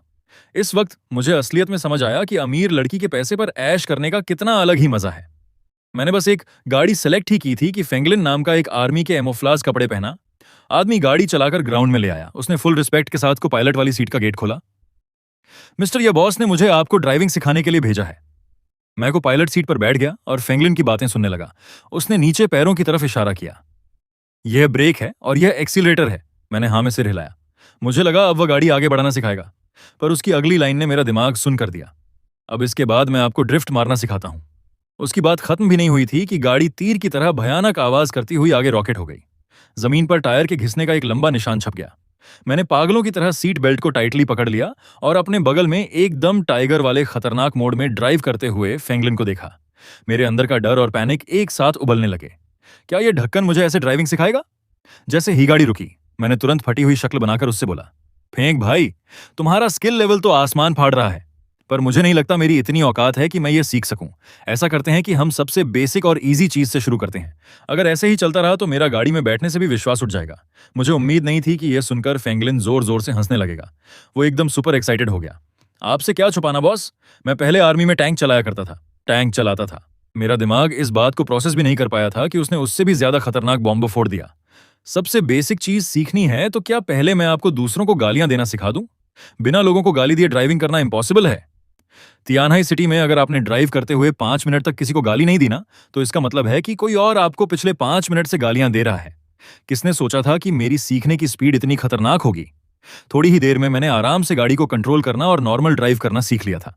और जहां तक ड्रिफ्ट मारने और गटर के किनारे से कट मारने की बात है, मुझे लगा कि उसके लिए अभी थोड़ी और प्रैक्टिस करनी पड़ेगी। फेंगलिन को पायलट सीट पर बैठा हुआ लगातार हाँ में सिर हिला रहा था। वो मेरी इस ड्राइविंग से एकदम इंप्रेस था। कुछ घंटे प्रैक्टिस करने के बाद जैसे ही मैं गाड़ी रोकने वाला था, जोंक की घन हंसे हुए मेरी तरफ चलकर आई। कैसा लगा? मेरा ढूंढा हुआ इंस्ट्रक्टर अच्छा है ना? मैंने भी ड्राइविंग इसी से सीखी है। मैं गाड़ी को वहीं खड़े खड़े हवा में उड़ा सकती हूँ। बोल है ना कमाल। मैंने अपनी भौहें ऊपर उठाई और अंदर ही अंदर दुआ की, भगवान करे हवा में उड़ने वाली सिर्फ गाड़ी ही हो। तभी उसने मेरी उस चलाई हुई गाड़ी की तरफ इशारा किया और एकदम एटीट्यूड में अनाउंस किया, जब तू पूरी तरह सीख जाएगा तो यह गाड़ी मैं तुझे गिफ्ट में दे दूंगी। उसके बाद से तू सिर्फ मेरा पर्सनल ड्राइवर बनेगा। मैंने उस महंगी और टॉप क्लास गाड़ी को देखा और मैं मना करने ही वाला था, पर झोंक की घन की भौहें अचानक गुस्से से खड़ी हो गईं। शवरन, मुझे मना करने की सोचना भी मत। लो भाई, अब तो मुफ्त की ऐश जबरदस्ती मेरे गले में ठूसी जा रही थी। ना चाहते हुए भी मुझे चुपचाप मानना ही पड़ा। मुझे और मना न करते देखकर जोंक किंगन की शक्ल पर एक सेटिस्फाई होने वाली हंसी आ गई। पर अगले ही सेकंड वो ड्राइंग रूम में आकर बैठी और हंसते हुए अपना हाथ मेरी तरफ बढ़ाया, पर उसकी उस हंसी में एक खतरनाक आग दिख रही थी। शवरन, अपना फोन यहां दे। मैंने फालतू सवाल नहीं किया और चुपचाप अपना फोन उसे पकड़ा दिया और उसके बाद मेरी आंखें फटी की फटी रह गईं। जब मैंने उसे फोन चेक करते हुए देखा, सबसे पहले उसने मेरी चैट आई खोली। जब उसने देखा कि मेरे फ्रेंड लिस्ट में सिर्फ और सिर्फ वही एक अकेली है, तो उसने खुशी से हाँ में सिर हिलाया। फिर उसने मेरे मैसेजेस और कॉल लॉग्स चेक किए। वहां भी उसे कुछ सस्पिशियस नहीं मिला, पर आखिर में उसकी नजर एक गेम पर गई। उसने हल्के से उस पर क्लिक किया और मेरा दिल दर्द से बैठ गया। भाई, ये तो गड़बड़ हो गई। ये औरत मेरे उस फेवरेट गेम को डिलीट कर रही थी। मैंने अंदर ही अंदर तय कर लिया, वापस जाते ही मैं उस गेम को दोबारा डाउनलोड करूंगा और ऐप स्टोर पर उसको फुल 5 स्टार रेटिंग भी दूंगा। रात का खाना खाने के बाद मैं फेंगलिन की गाड़ी में बैठकर अपनी पोर्न शॉप वापस निकलने लगा और जॉन किंगहन उस गाड़ी को दूर जाते हुए घूरती रही। उसकी आंखों में अचानक से मुझे दूर भेजने का दुख दिख रहा था। वह खुद की इस फीलिंग से एकदम घबरा गई। उसका चेहरा शर्म से लाल टमाटर जैसा हो गया। क्या मैं सच में इस बेवकूफ से प्यार करने लगी हूं? नहीं, बिल्कुल इम्पॉसिबल। मेरा प्लान तो उसे अपना पालतू कुत्ता बनाकर बाद में लात मारने का था। तो फिर अब ये आउट ऑन ऑफ कंट्रोल वाली फीलिंग क्यों आ रही है? उसे अचानक होश आया कि अब वह किसी भी हालत में मुझे नुकसान पहुंचाने के बारे में सोच भी नहीं सकी। शवरान, तू सच में बहुत बड़ा नालायक है, झोंग किंगहान ने अपने आप से धीरे से बड़बड़ाते हुए कहा। उसने गुस्से में जमीन पर पैर पटका और शर्म से लाल चेहरा लिए अपने कमरे में भाग गई। ठीक उसी वक्त मैं गाड़ी में बैठा था और उस रेडियो की तरह बजने वाले फेंगलिन के आर्मी के किस्से सुन रहा था। वो बता रहा था कि जब वह स्पेशल फोर्सेस में था तब उसने इतने बुरे लोगों को नहीं टपकाया था जितना उसने जोंग किंगहान के अंडर काम करके गुंडों को उड़ाया है। इस बात पर मैंने भी उसके साथ पूरी तरह से एग्री किया क्योंकि मैंने जोंग किंगहान की फाइल पढ़ी थी। जब से उसने 15 साल की उम्र में जोंग फैमिली को अपने हाथ में लिया था, उसने पावर और लालच के लिए लड़ने वाले बहुत से खतरनाक लोगों को काट डाला था और बहुत से घटिया और नीच लोगों का गेम ओवर किया था। पर उसने कभी किसी आम और बेगुनाह इंसान को हाथ तक नहीं लगाया था। उसके हाथों से सिर्फ क्रिमिनल्स की दर्दनाक मौत हुई थी, कोई मासूम नहीं मारा गया था। और यही वो इकलौती वजह थी। जब मैंने पहली बार उस शैन का डेथ कॉन्ट्रैक्ट देखा था तो मैंने उस क्लाइंट को ही उल्टा टपकाने का डिसीजन लिया था क्योंकि यही तो मेरा असली पावर था। जोंगशैंग ऑर्गेनाइजेशन में आने वाले कॉन्ट्रैक्ट्स के लिए मेरे और मेरे अंडर काम करने वाले उन 64 लोगों के पास उन्हें चेक और मॉनिटर करने का राय था। अगर कभी कोई बहुत ही नीच और घटिया क्रिमिनल कॉन्ट्रैक्ट देता है और किसी अच्छे इंसान को मरवाना चाहता है तो हम उस किलर को ऑर्डर देते थे कि उस घटिया क्लाइंट का ही मर्डर कर दे। जैसे कि मिंगी ने एक बार घमंड में मुझे बताया था, आप और हम बाकी 64 लोग इस पूरी ऑर्गेनाइजेशन की इज्जत बचाने वाले प्रोटेक्टिव शील्ड हैं और हम इन सारे असासिन्स के सिर पर लटकती हुई एक मौत की तलवार हैं। जैसे ही मैं अपनी पोन शॉप वापस पहुंचा, मुझे एकदम स्ट्रांग कड़वी दवाई की महक आई और उसके साथ साथ एक अजीब सी हॉट परफ्यूम की महक भी आ रही थी। मिंगी दरवाजे पर बैठा आराम से सिगरेट पी रहा था और दुकान का दरवाजा पूरा खुला हुआ था। मैं अभी कुछ बोलने ही वाला था कि एकदम खूबसूरत और मैच्योर औरत चुल्ली के कमरे से बाहर निकली। वो अपनी हैवी और सेक्सी कमर को मटकाते हुए सीधा मेरी तरफ चलती हुई आई। उसकी चाल में आग लगाने वाला नशा था और उसके चेहरे पर एक लाइन मारने वाली मुस्कान थी। एकदम करीब से मैं उसकी बॉडी से निकलने वाली उस स्ट्रैंग और महती परफ्यूम को फील कर सकता था। यह हॉट औरत मेरे और भी ज्यादा क्लोज आकर चिपकने लगी।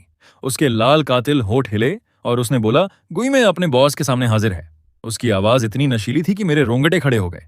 मैंने तुरंत खुद को बचाते हुए एक कदम पीछे लिया और उससे थोड़ा डिस्टेंस बनाया। पर जैसे ही गुइमे ने मुझे पीछे हटे हुए देखा, उसकी शक्ल अचानक दुखी और बेचारी वाली हो गई। यहां तक कि उसकी आंखों में आंसू आने लगे। बॉस, आपका दिल कितना पत्थर जैसा है। गुइमे तो दिन रात आपको ही याद करती रहती है।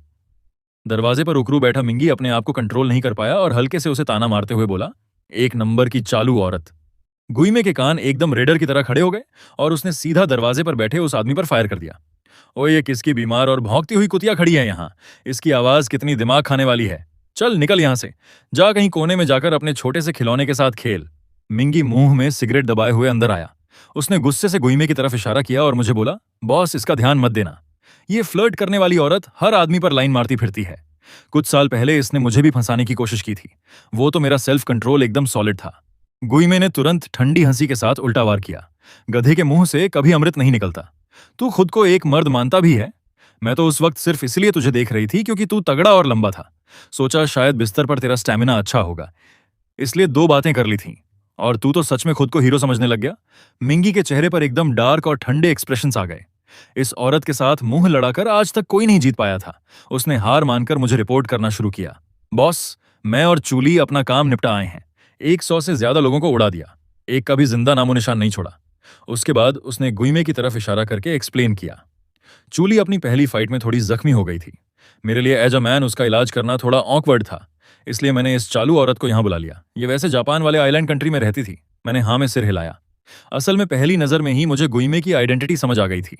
इसका पावर लेवल किसी भी तरह मिंगी से कम नहीं था। चूली की चोट ज्यादा सीरियस तो नहीं है ना? मैंने फिक्र करते हुए पूछा। मिंगी अभी जवाब देने ही वाला था कि गुइमे ने उसे धक्का देकर साइड कर दिया और खुद बोलने लगी। वो छोटी बहन ठीक है बॉस, बस उसे बंदूक की गोली हल्की सी छूकर निकल गई थी।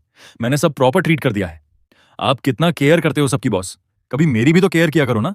मैं सच में इस औरत की इस गरम और चिपकू बातों को झेल नहीं पा रहा था।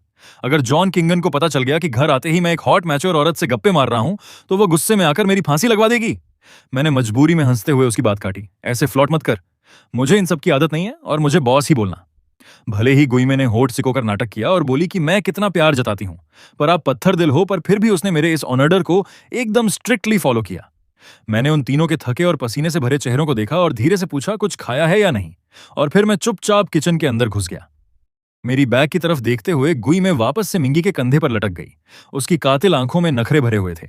हाय, ये अपने पुराने बॉस की तरह कितने केयरिंग और सॉफ्ट हैं। मेरा तो दिल आ गया इन पर सच में। हट निकल यहां से। जाकर कहीं और अपने नखरे दिखा। मिंगी ने गुस्से में उसको धक्का देकर हटाया और वापस उस पेट के नीचे लेटकर सिगरेट पीने लगा। फटाफट मैंने 2 से 4 नॉर्मल खाने की डिशेस बना ली और सबको खाने पर बुला लिया। चूली को गुई ने सहारा देकर बाहर लाया। मैंने एक ही नजर में देख लिया कि उसकी जांग पर गोली लगी थी। तभी मैं सोचूं कि मिंगी ने क्यों कहा था कि उसके लिए इलाज करना अजीब होगा। चूली ने जब मुझे देखा तो उसका चेहरा शर्म और माफी मांगने वाली फीलिंग से भर गया। बॉस, मुझे माफ कर दीजिए, मेरी वजह से मास्टर का काम स्लो हो गया। पर मैंने आगे से उसके लिए एक बाउल में चावल डाले और हल्के से डांटने वाले अंदाज में उसे समझाया, बेवकूफों जैसी बात मत कर। तूने अभी कुछ ही टाइम तक तू ट्रेनिंग की है, तू जिंदा बच गई, यही बहुत बड़ी बात है। मैं तो खुद 5 साल लगातार ट्रेनिंग लेने के बाद किसी मिशन पर गया था।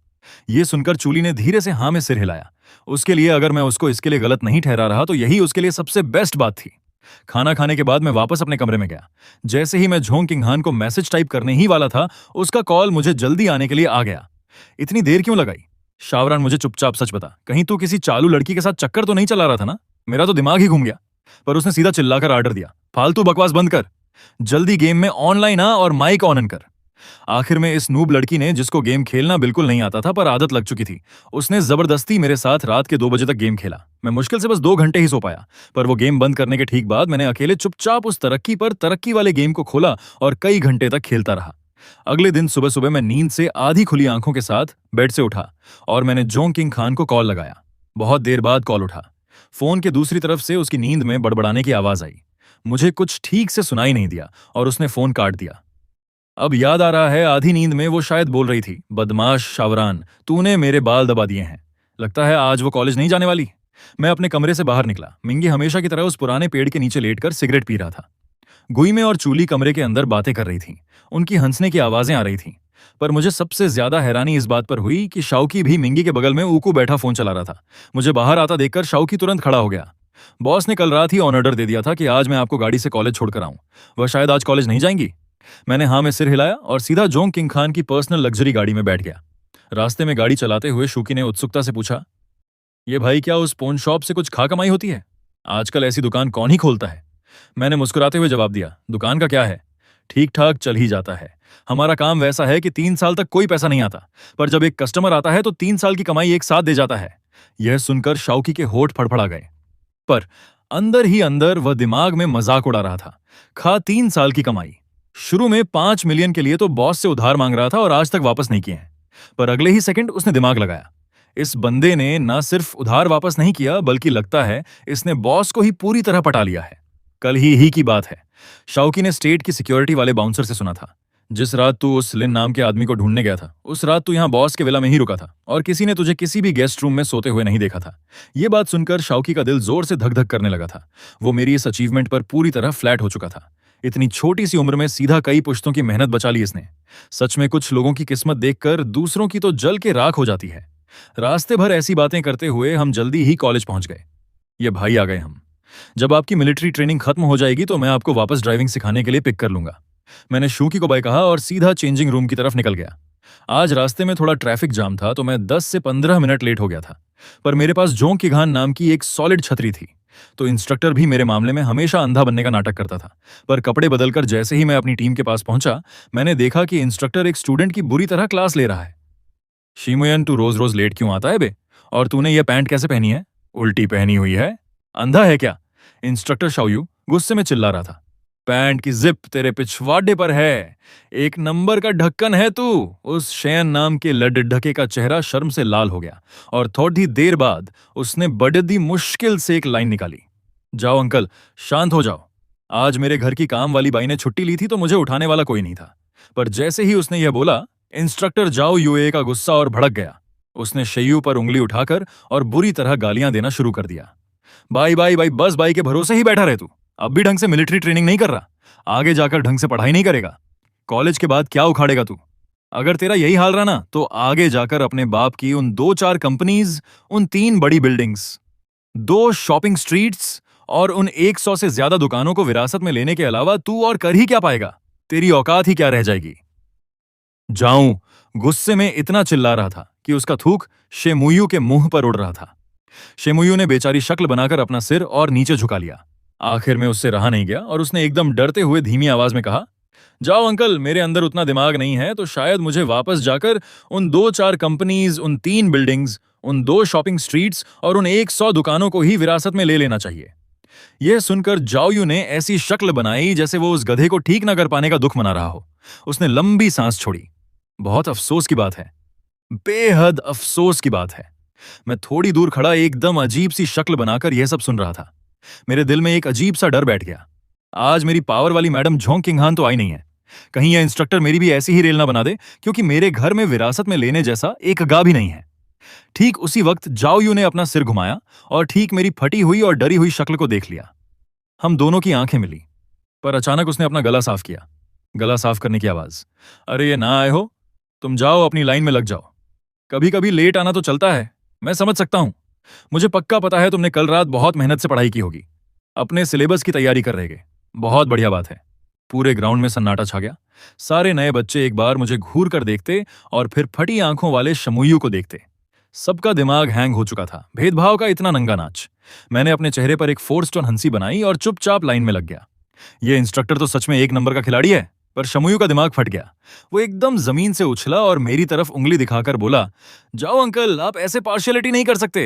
ये लौंडा भी लेट आया है, तो आप इसको चुप कर बेवकूफ। शमुयू की बात पूरी भी नहीं हुई थी कि जाओयू ने गुस्से में चिल्लाते हुए उसे रोक दिया। यह खौफनाक सीन देखकर आगे उसकी बोलने की हिम्मत ही नहीं हुई। बाद में उसने मुझे इनवाइट किया कि कल सैटरडे को मैं उसके घर पार्टी में आऊं। मैंने मना नहीं किया। जैसे ही मैंने हाँ बोला, शमुयू ने खुशी से झूमते हुए अपना फोन घुमाया।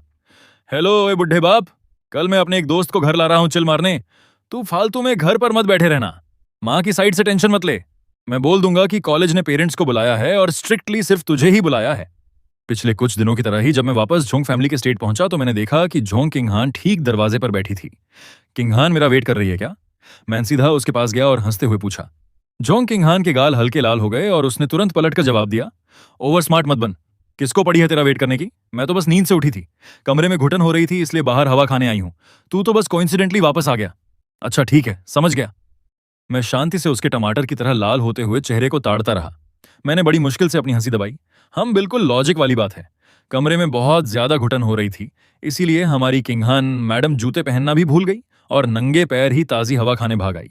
यह सुनकर झोंग किंगहान का दिमाग झटके से हिला। उसका चेहरा अब पूरी तरह से टमाटर बन चुका था। मेरी इस परफेक्ट पॉइंट का उसके पास कोई काउंटर अटैक नहीं था। अगले ही सेकंड वो अचानक एकदम से खड़ी हुई और गुस्से में मेरे पैर पर एक जोर की लात मारी। फिर गुस्से से फूल कर पलट के वहां से भाग निकली। किंगहान जूते तो पहन ले, जमीन बहुत ठंडी है। मैंने पीछे से हंसकर आवाज लगाई, पर उस पागल लड़की ने अपने दोनों हाथों से अपने कान बंद कर लिए और सीधा अपना रास्ता चेंज करके बुरी तरह शर्माते हुए अपने कमरे में घुस गई। रात को खाना खाते वक्त हमेशा बकबक करने वाली झोंकिंगहान ने अपना रेडियो पूरी तरह बंद कर लिया था। वह बस चुपचाप छोटे छोटे बाइट लेकर खाना खा रही थी। उसके चेहरे की वह शर्म वाली लाली अभी तक गायब नहीं हुई थी और वह बीच बीच में चोरी छुपे अपनी नजरें उठाकर मुझे ताड़ रही थी। और यहां मैं एकदम नॉनस्टॉप ट्रेन की तरह बोल रहा था। उसे बता रहा था कि आज मिलिट्री ट्रेनिंग में किसने मुझे परेशान नहीं किया और मैंने एक नया दोस्त भी बनाया है। पर झोंग किंगहान का ध्यान इन बातों में एक रति भी नहीं था, क्योंकि आज सुबह उठने के बाद उसने इस टॉपिक पर बहुत डीपली सोचा था, उसके और मेरे एक साथ टाइम बिताने के बारे में। और आखिर में उसने एक फाइनल रिजल्ट निकाल लिया था कि शायद वह सच में मुझसे थोड़ा प्यार करने लग गई है। और अभी थोड़ी देर पहले दरवाजे पर भागकर आने का मेन रीजन सिर्फ यही था कि वह जल्दी से मुझे देखना चाहती थी। ठीक उसी वक्त मैंने उसके बोल में थोड़ी सब्जी डाली और उससे पूछा, किंगहान, वो मेरा नया दोस्त शिवना कल मुझे अपने घर इनवाइट कर रहा है, तुझे भी मेरे साथ चलना है क्या? उसने अपना सिर झुका रखा था और एकदम क्यूट बच्ची की तरह मेरी डाली हुई सब्जी खा रही थी। उसने बिना सोचे समझे तुरंत मुंह से निकाल दिया, हम चलते हैं जैसा तू बोले। पर अगले ही पल उसने अपनी लाइन बदल दी और नखरे दिखाने लगी। ठीक है, चलते हैं। ये मैडम अपना दिल बड़ा कर रही है और तुझे अलाउ कर रही है कि तू मुझे अपने साथ ले चले।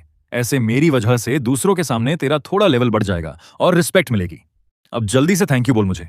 मैंने हंसते हुए उसके इस एहसान के लिए थैंक यू बोला और मौका देकर उसे मक्खन लगाना शुरू कर दिया। तू एक तो इतनी ब्यूटीफुल है, ऊपर से तेरा नेचर भी इतना समझदार और स्वीट है। एकदम परफेक्ट पैकेज। मुझे ठीक से पता था कि इस नखरे वाली अमीरजादी को कंट्रोल में रखने के लिए मस्का लगाना बहुत जरूरी है और बिल्कुल वैसा ही हुआ।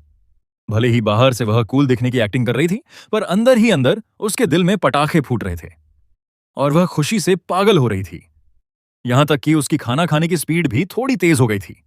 खाना खाने के बाद फिर से मेरा वही ड्राइविंग प्रैक्टिस वाला टाइम स्टार्ट हो गया, पर इस बार इस झोंग किंगहान ने फेंगलिन को वहां से धक्के मारकर भगा दिया और खुद को पायलट वाली सीट पर आकर बैठ गई। उसके बाद वह खुद को एक हैवी ड्राइवर समझकर मुझे फालतू का ज्ञान बांटने लगी। शवरान, एक्सेलरेटर को पूरा दबा दे और फिर अचानक से एक ही झटके में हैंड ब्रेक खींच। शवरान, मैं तुझे लॉन्च कंट्रोल सिखाती हूँ। ये उसके इन पागलों वाले टेक्निक सुन सुनकर गाड़ी कितनी ही बार पलटे पलटते बची थी। डर के मारे मेरे कपड़े पसीने से भीग चुके थे, पर इस पागल औरत को तो इसमें बहुत मजा आ रहा था।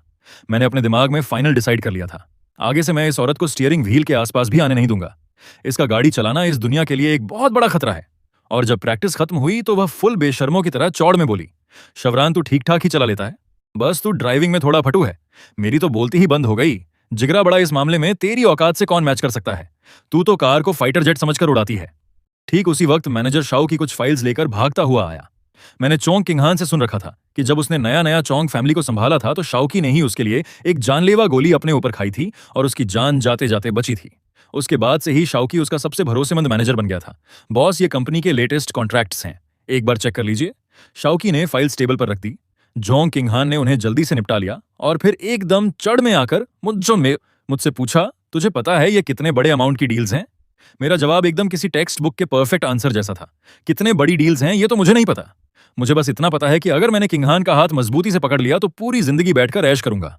यह सुनते ही उसके चेहरे की स्माइल और भी चौड़ी हो गई, पर फिर भी उसने शर्म से लाल चेहरा करके नखरे दिखाए। सपने देखना बंद कर। मैंने कब कहा कि मैं तेरा खर्चा उठाऊंगी? पर मैं कहां पीछे हटने वाला था। मैंने बेशर्मों की तरह पूछा, तो किंगहान, ऐसा क्या करूं जिससे तू मेरा खर्चा उठाने को राजी हो जाए? यह सुनते ही जॉन किंगहान शर्म से इतनी पानी पानी हो गई कि उसके मुंह से एक लफ्ज नहीं निकला, क्योंकि इसका सीधा सीधा मतलब तो यही था ना कि मैं उससे पूछ रहा हूं कि उसे कैसे पटाऊं। हम दोनों ने थोड़ी देर और ऐसी ही बातें की। तभी अचानक से वह बोली, आज रात में तेरी दुकान पर मुफ्त का खाना खाने आऊंगी। उसने इसके पीछे जो लॉजिक दिया उसे मैं काट ही नहीं पाया। तूने मेरे घर पर इतनी बार मुफ्त की रोटी तोड़ी है, तो अगर मैं एक बार तेरे घर खा लूं तो क्या प्रॉब्लम है? मैं ऑर्डर देती हूं कि आज रात वो मेरे लिए ढेर सारा बढ़िया खाना बनाएगा। मेरे पास और कोई ऑप्शन नहीं था, तो मैंने चुपचाप मिंगी को कॉल करके सब्जियां खरीद लाने को कह दिया। वहां से निकलने से पहले मैंने उसके खुद ड्राइव करने वाले आइडिया को तुरंत रिजेक्ट कर दिया, पर चलते वक्त मेरे दिमाग में कुछ और ही टेंशन चल रही थी। गुई मैं वहां से निकली या नहीं? अगर गलती से चंग किंगहान ने देख लिया कि एकदम हॉट और मैच्योर औरत मेरी दुकान में घूम रही है, तो मैं उसे क्या सफाई दूंगा? यह सोचकर ही मेरा सिर फटने लगा था। रास्ते में मैं शांति से गाड़ी चला रहा था, पर मेरी आंखें आउट ऑफ कंट्रोल होकर को पायलट सीट की तरफ ही जा रही थीं, क्योंकि जोंग किंगहान ने एक शॉर्ट स्कर्ट पहन रखी थी। उसकी दोनों लंबी टांगे एक दूसरे पर रखी हुई थीं और उसमें से झलकती हुई उसकी चिकनी सफेद स्किन किसी को भी पागल करने के लिए काफी थी। ठीक उसी वक्त उसने टमाटर जैसे लाल चेहरे के साथ मुझे डांटा। थर की शावरन, अगर तूने अपनी उन निगाहों पर कंट्रोल नहीं किया ना, तो मैं तुझे पक्का जेल भेज दूंगी। पर मैं सिर्फ एक बेवकूफ की तरह ही करके हंस रहा था और ढीठ बनकर वही कर रहा था। फिर अचानक उसने पूछ लिया, ओए लफंगे शावरान, क्या तू बाकी लड़कियों को भी ऐसे ही ताड़ता रहता है? मुझे तो उसके इस नखरे में बहुत मजा आ रहा था। मैंने एकदम ईमानदारी से जवाब दिया, मैंने कब किया ऐसा? मैं तो शुरू से लेकर आज तक सिर्फ और सिर्फ तुझे ही देखता आ रहा हूं। उसके ठीक बाद मैंने एक और लाइन चिपका दी, किंगहान, तू इस दुनिया की सबसे खूबसूरत लड़की है जिसे मैंने देखा है, तो मैं किसी और को क्यों नहीं देखूंगा? मेरे इतना बोलते ही बगल में बैठी जोंग किंगहान का चेहरा पूरी तरह लाल हो गया। उसने झटके से अपना सिर दूसरी तरफ घुमा लिया। तू अपना मुंह बंद रख और ढंग से गाड़ी चला। उसकी आवाज एकदम धीमी और कांपती हुई निकल रही थी। उसके बाद मैंने गाड़ी इतनी स्लो चलाई कि क्या बताऊं। आधे घंटे तक टाइम पास करते करते आखिर हम पहुंच ही गए। मैंने अपनी हंसी दबाते हुए उससे पूछा, किंगहान, आ गए हम? खिड़की के बाहर ऐसा क्या अच्छा दिख रहा है? तब जाकर उसे होश आया। गाड़ी से उतरते वक्त भी वह मुझे ऑर्डर देना नहीं भूली, तू ध्यान रखना, आज के बाद जब भी मैं उतरूंगी तू मेरे लिए डोर खोलेगा। पर जैसे ही वह दुकान के दरवाजे की तरफ बढ़ी, अचानक अंदर से एक बेहद नशीली और फ्लर्टिंग वाली आवाज आई, हाय बॉस आ गया। लगता है आज रात फिर से बॉस के हाथ का बना खाना मिलेगा। कितना अच्छा लग रहा है। उसके ठीक बाद गुई में अपनी कातिलाना कमर मटकाते हुए दुकान के दरवाजे पर आ खड़ी हुई। झोंक किघा के कदम अचानक वहीं रुक गए। वह जहां थी वहीं स्टैचू बनकर खड़ी हो गई। मेरे दिमाग में खतरे की घंटी बज गई। यह मुसीबत अभी तक यहां से निकली क्यों नहीं? जब मैं झोंक किघा के बगल में पहुंचा तो देखा कि उसका खूबसूरत चेहरा अब पूरी तरह बर्फ जैसा ठंडा पड़ चुका था। गाड़ी में जो उसके चेहरे पर शर्म थी वह सब गायब हो चुकी थी। उसकी दोनों आंखें खून जैसी लाल हो चुकी थीं, जिसमें से किसी का खून पीने वाली मौत की फीलिंग आ रही थी। मैं बस उसे एक्सप्लेन करने ही वाला था कि योंग किघा ने ठंडी डरावनी हंसी के साथ मेरी तरफ देखा और एक एक लफ्ज चबा चबा कर बोली, शरान, बहुत बढ़िया, तूने तो मुझे सच में हैरान करके रख दिया। ठीक उसी वक्त मिंगी ने अचानक बाहर सिर निकाला और उसने गुइमे को एक लात मारते हुए बुरी तरह गाली दी। यहां क्या फ्लर्ट का नाटक चल रहा है? निकल साइड में। देख तूने क्या रायता फैला दिया है। गुइमे ने एक अजीब सी हॉट हंसी दी और वापस अपनी कमर लचकाते हुए अंदर दुकान में चली गई। उसके बाद मिंगी ने मुस्कुराते हुए योंग किघा को समझाया, योंग मैडम प्लीज माइंड मत कीजिएगा, ये पागल औरत मेरी छोटी बहन है। जापान में बहुत टाइम से रह रही थी ना, तो वहां की कुछ घटिया आदतें पड़ गई हैं इसको। ये एक्सक्यूज सुनकर झोंग किग्घा का गुस्सा थोड़ा सा नॉर्मल हुआ, पर फिर भी उसने मेरी तरफ देखकर अकड़ के साथ नाक छिड़काई और पैर पटकते हुए दुकान के अंदर चली गई। मैंने जल्दी से मिंगी को एक थैंक यू वाला लुक दिया और फटाफट उसके पीछे अंदर घुस गया। अंदर आते ही वह सीधा कुर्सी पर जाकर बैठ गई। उसका चेहरा अभी भी बर्फ जैसा जम चुका था और वो गुइमे को एकदम दुश्मन वाली निगाहों से घूर रही थी। मैं बस उनके बीच ऑकवर्ड होकर हंस रहा था और मैंने एक छीला हुआ संतरा उठाकर उसके सामने कर दिया। गला साफ करने की आवाज कि घा थोड़ा फ्रूट खा ले। पर उसने मेरी तरफ एकदम गुस्से और ठंडी नजर से देखा और उसने जानबूझकर गुइमे के फ्लर्टिंग वाले स्टाइल की नकल उतारते हुए कहा, बॉस आज तो बॉस के हाथ का छीला हुआ संतरा खाने को मिल रहा है। कितना अच्छा लग रहा है। पर किस्मत खराब। ठीक उसी टाइम गुइमे वापस आग में घी डालने आ गई। उसकी दोनों आंखों में नकली आंसू भरे हुए थे और एकदम बेचारी और मासूम एक्टिंग करते हुए बोली, बॉस आपकी गर्लफ्रेंड तो बहुत गुस्से वाली है। कहीं वो मुझे मार तो नहीं देगी ना? बहुत डरावनी है आपकी गर्लफ्रेंड, मेरी तरह बिल्कुल नहीं है। मैं तो सिर्फ अपने बॉस की हर बात मानती हूं। यह सुनते ही जोंग किंग हाँ स्प्रिंग की तरह कुर्सी से उछलकर खड़ी हो गई। उसकी कातिलाना आंखें गुइमे को छल्ली कर रही थीं। उसने दांत पीसते हुए पूछा, तुझे आज मरना है क्या? मेरे दिमाग के सारे अलार्म बजने लगे। मैंने तुरंत गुइमे पर चिल्ला दिया, तू थोड़ी देर अपना मुंह बंद रखेगी? उसके बाद में जल्दी से झोंग किंगहान की आंख शांत करने में लगा। एकदम चमचों वाली हंसी लेकर बोला, अरे किंगहान गुस्सा थूक दे। इसके बात करने का स्टाइल ही ऐसा बकवास है। पर इसकी कुछ बातें सच में अच्छी भी थीं, जैसे कि वो गर्लफ्रेंड वाली बात। मुझे उम्मीद नहीं थी कि झोंग किंगहान और आकर दिखाएगी। तेरा और इसका क्या चक्कर है? इससे मुझे क्या लेना देना? मुझसे दूर रह। और क्या गर्लफ्रेंड गर्लफ्रेंड लगा रखा है? जा दिन में सपने देखना बंद कर। पर जब उसके मुंह से यह निकला, ध्यान रखना वरना तुझे जेल में सड़ा दूंगी, तो मुझे समझ आ गया था कि इस नखरे वाली मैडम का गुस्सा शांत हो चुका है। अगले ही सेकंड उसने मेरे हाथ से वह संतरा झटके से छीन लिया और पूरा का पूरा अपने मुंह में ठूंसकर जोर जोर से चबाने लगी और मुझे घूरते हुए बोली, वहां खड़ा मुझे क्या ताड़ रहा है? जाकर खाना बना। मुझे भूख लगी है। मैं ही करके हंसा। किंगहान, क्या तू मेरे साथ किचन में आकर थोड़ी मदद करेगी? मुंह से तो उसने चौड़ में बोला, अब जब तू इतनी रिक्वेस्ट कर ही रहा है तो यह मैडम थोड़ा सा एहसान करके तेरी हेल्प करने आ जाएगी। पर जैसे ही वह किचन में आई, मेरा दिमाग सुन हो गया। उसने आते ही किचन में ऐसा हल्ला और कचरा किया कि पूछो मत। और हद तो तब हो गई जब उसने इलेक्ट्रिक राइस कुकर को उठाकर सीधा इंडक्शन गैस पर रख दिया। तब जाकर मुझे टोटली समझ में आ गया कि इस अमीरजादी को किचन का के भी नहीं आता। पर मेरी हिम्मत नहीं पड़ रही थी कि मैं उसको किचन से बाहर भेजूं। अगर यह बाहर गई और इन दोनों चुड़ैलों की वापस लड़ाई हो गई तो जैसा इसका गुस्से वाला नेचर है, यह एक फोन करके गुइमे को सच में मछलियों को खिलाने भेज देगी। आखिरकार मेरी और झोंग किहान के स्टीम वर्क के बाद रात का खाना किसी तरह बन ही गया। हाथ धोते ही उसने एकदम एटीट्यूड में आकर अनाउंस किया, एकदम चौड़ में बोली, हाय काम करके इस मैडम की तो कमर ही टूट गई। आज का यह मस्त खाना पूरी तरह से इस मैडम की मेहनत का ही नतीजा है। मैं बस मजबूरी में हाँ मिलाता रहा। अंदर ही अंदर सोच रहा था, हाँ भाई तू जो बोले वही सच है। पर जैसे ही खाना टेबल पर लगा, मेरे बगल में बैठी झोंग किंगहान की पूरी हंसी उठ चुकी थी, क्योंकि ठीक उसके सामने बैठी हुई गुइमे लगातार अपनी नशीली अदाएं और फ्लर्टिंग शुरू कर चुकी थी। ठीक उसी वक्त मिंगी ने चूली को सहारा देकर वहां लाया। झोंग किहान की नजर सीधा चूली की जख्मी टांग पर गई। उसने तुरंत मुझसे पूछा, मिंगी के बगल में जो लड़की है इसकी टांग को क्या हुआ? मैंने फटाक से एक बहाना चिपका दिया। कुछ दिन पहले दुकान का सामान उठा रही थी, गलती से एक ईल इसकी टांग में घुस गई। हमने दवाई लगा दी है इस पर। झोंग किहान ने ओ कहा। फिर उसने मुझे डांटना शुरू कर दिया, तू कैसा बॉस है बे? तुझे अपने वर्कर्स की जरा भी परवाह नहीं है। अगर मैं मिंगी या इसकी जगह होती तो मैं तेरी इस सड़ियल दुकान पर कभी काम नहीं करती। ये बोलने के ठीक बाद उसने मेरे सामने ही मेरे बंदों को चुराने की लाइन मार दी। तुम्हारी चोट ठीक होने के बाद ऐसा करना, तुम लोग मेरी कंपनी में आकर काम शुरू कर दो। वहां काम करना इस झोपड़पट्टी से 1000 गुना बेहतर होगा। यह सुनकर चुल्ली डर गई। उसने एक खिलौने की तरह तेजी से अपना सिर न में हिलाया और मेरी तरफ एक हेल्प मांगने वाली नजर से देखने लगी। उसे डर लग रहा था कि कहीं मैं सच में उसे निकाल ना दूं। मुझे ही आगे आकर हंसी में मामला शांत करना पड़ा। किंग, हाँ यार मिंगी, और इसको यहां काम करने की आदत हो चुकी है। झोंग किंगहान ने मुझे एक घूरती हुई खतरनाक नजर दी। तेरा मुंह कुछ ज्यादा ही चलता है, चुपचाप खाना खा।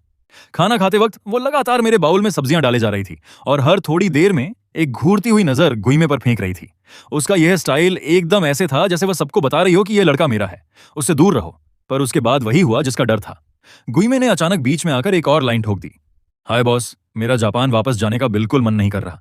यह बात सुनते ही झोंग किघन के कान अचानक खड़े हो गए और वह साफ तौर पर टेंशन में आती हुई दिख रही थी। मिंगी ने चिढ़ते हुए पूछा, अब यह नया क्या नाटक है? अगर तू नहीं जाएगी तो और कौन जाएगा? आइलैंड कंट्री वाली दुकान का क्या होगा? गुइमे ने एक आतिल और फ्लर्ट करने वाली मुस्कान दी और मेरी तरफ देखकर एकदम नखरे और प्यार से पूछी, तू जाएगा जापान? मैं यहां पर एक नौकर बनकर भी रह सकती हूं, ठीक है ना? बॉस, ये बात सुनते ही झोंग किंगहान गुस्से से आग बबूला हो गई। फट से एक जोर की आवाज आई। उसने अपनी चॉपस्टिक्स जोर से टेबल पर पटक दी और झटके से खड़ी होकर गुईमे पर उंगली उठाते हुए बोली, तेरी हिम्मत कैसे हुई? अगर तूने टियान हाई सिटी में रुकने की सोची भी ना, तो मैं किसी को भेजकर तेरा गेम ओवर करवा दूंगी। और वह मेरी तरफ भी उंगली उठाकर वार्निंग देना नहीं भूली। और अगर तूने इस औरत को अपनी दुकान पर रखा ना, तो मैं तेरी दुकान की ईंट से ईंट बजा दूंगी। इससे पहले कि मैं कुछ बोल पाता, गुईमे भी अपनी जगह से खड़ी हो गई। उसने अपने मुंह पर हाथ रखकर एक हंसी छोड़ी। तू किस शक से मेरे बॉस को ऑर्डर दे रही है? मैंने अभी अभी अपने भाई से पूछा है। तुम दोनों बॉयफ्रेंड गर्लफ्रेंड नहीं हो। बॉस अभी भी सिंगल है। मैं एकदम से चुप हो गया क्योंकि मुझे तुरंत समझ आ गया था कि गुई में जानबूझकर आग में घी डाल रही है और उसको भड़का रही है। और बिल्कुल वैसा ही हुआ। झोंग किंगहान ने ठंडी हंसी हंसी और दांत पीसते हुए बोली, किसक से, आज मैं तुझे दिखाती हूं किसक से। अगले ही सेकंड सबकी फटी हुई आंखों के सामने झोंग किंगहान अचानक से झुकी और उसने मेरे गाल पर एक जोर की किस दे दी। मेरा तो दिमाग ही हैंग हो गया। अपने गाल पर उसकी वह नरम और गर्म फीलिंग को महसूस करते हुए मैंने गुईमे की तरफ देखा। मेरी आंखों में उसके लिए शुक्रिया भरा था क्योंकि उसकी वजह से मुझे यह मिला। पर इससे पहले कि मैं वापस होश में आता, झोंग किंगहान ने एकदम मौत जैसी स्ट्रिक्ट शक्ल बनाई और अचानक अपने बैग से एक गन निकाल ली और उस गन को सीधा गुईमे के सिर पर तान दिया। अब पता चल गया कि शक से मैं तुझे आखिरी वार्निंग दे रही हूं। मेरे सियान से दूर रहना, वरना तेरा अंजाम सिर्फ मौत होगा। गुईमे ने थोड़ा डरने की आगिंग की और धीरे धीरे वापस कुर्सी पर बैठ गई। पर जैसे ही उसने खाना खाने के लिए अपना सिर झुकाया, उसने चुपके से मेरी तरफ आंख मार दी। झोंग किंगन ने अकर के साथ हमम किया। आखिरकार मेरे बहुत समझाने पर उसने अपनी गन वापस अंदर रख ली। पर मैं तो ढीठ था और बेशर्मों की तरह उसके पास गया। किंग, उस गन में बुलेट्स थोड़ी ना थी, है ना? किससे पता था कि उसका चेहरा अचानक शर्म से लाल टमाटर जैसा हो जाएगा? पर उसने अपने मुंह से जरा भी ढील नहीं दी। तू चाहे तो ट्राई करके देख ले। इस बार मैगजीन पूरी लोडेड है। उसके बाद खाने की टेबल पर एकदम शांति छा गई। पर झोंग किंगन का चेहरा लगातार और लाल होता जा रहा था और वह बीच बीच में चौड़ी छुपे मुझे ताड़ रही थी और मैं बस जानवरों की तरह अपना खाना ठूंसने में लगा था। बस कभी कभी रुककर अपने गाल पर हाथ रखता और किसी बेवकूफ की तरह हे करके हंस देता। पर खाना खत्म होते ही झोंग किंगन मुझे जबरदस्ती खींचकर गाड़ी में ले आई और बोली कि जब तक वो लोमड़ी यहां से चली नहीं जाती, मैं दुकान पर वापस नहीं आ सका। वह गाड़ी की कोपायलट सीट पर बैठी थी और अपनी उन खून जैसी लाल आंखों से मुझे घूर रही, सियारान, तेरे लिए यही अच्छा होगा कि तू मेरी बात मान ले, वरना मैं तुझे हमेशा के लिए कमरे में बंद करके रख लूंगी। पर मेरे चेहरे पर वही पागनों वाली स्माइल चिपकी थी। मैं सीधा उसके पास को पायलट सीट की तरफ झुका। किंगा, तूने अभी थोड़ी देर पहले मुझे किस किया था ना? यह सुनते ही झोंग किंगा की बॉडी झटके से कांप गई। उसने तुरंत पलटकर जवाब दिया, तेरे दिमाग में क्या चल रहा है? मैंने तो बस उस लोमड़ी को जलाने के लिए वैसा किया था। इसमें तेरा कोई लेना देना नहीं है। जब उसने देखा कि मैं अभी भी हंस रहा हूं तो वह शर्म और गुस्से से पागल हो गई। उसने जोर से मेरे सिर को धक्का देकर दूर किया। दाब क्यों निकाल रहा है?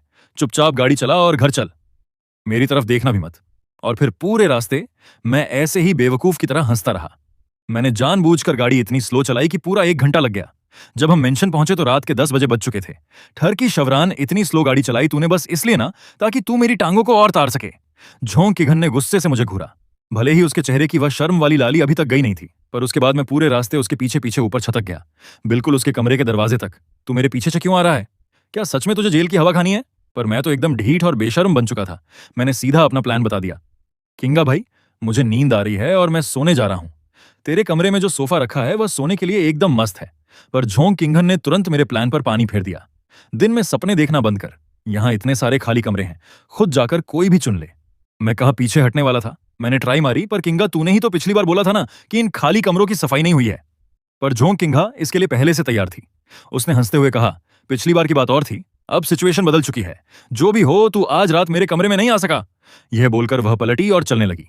पर जैसे ही वह दरवाजे के अंदर घुसने वाली थी, उसने देखा कि मैं अभी भी किसी पूंछ की तरह उसके पीछे खड़ा हूं। ऐसा लग रहा था जैसे मैंने अंदर घुसने की फुल सेटिंग कर ली है। जैसे ही उसने दोबारा मुझे वार्निंग दी कि अगर मैं यहां से नहीं गया तो वह लोगों को बुलाकर मुझे जेल भेज देगी।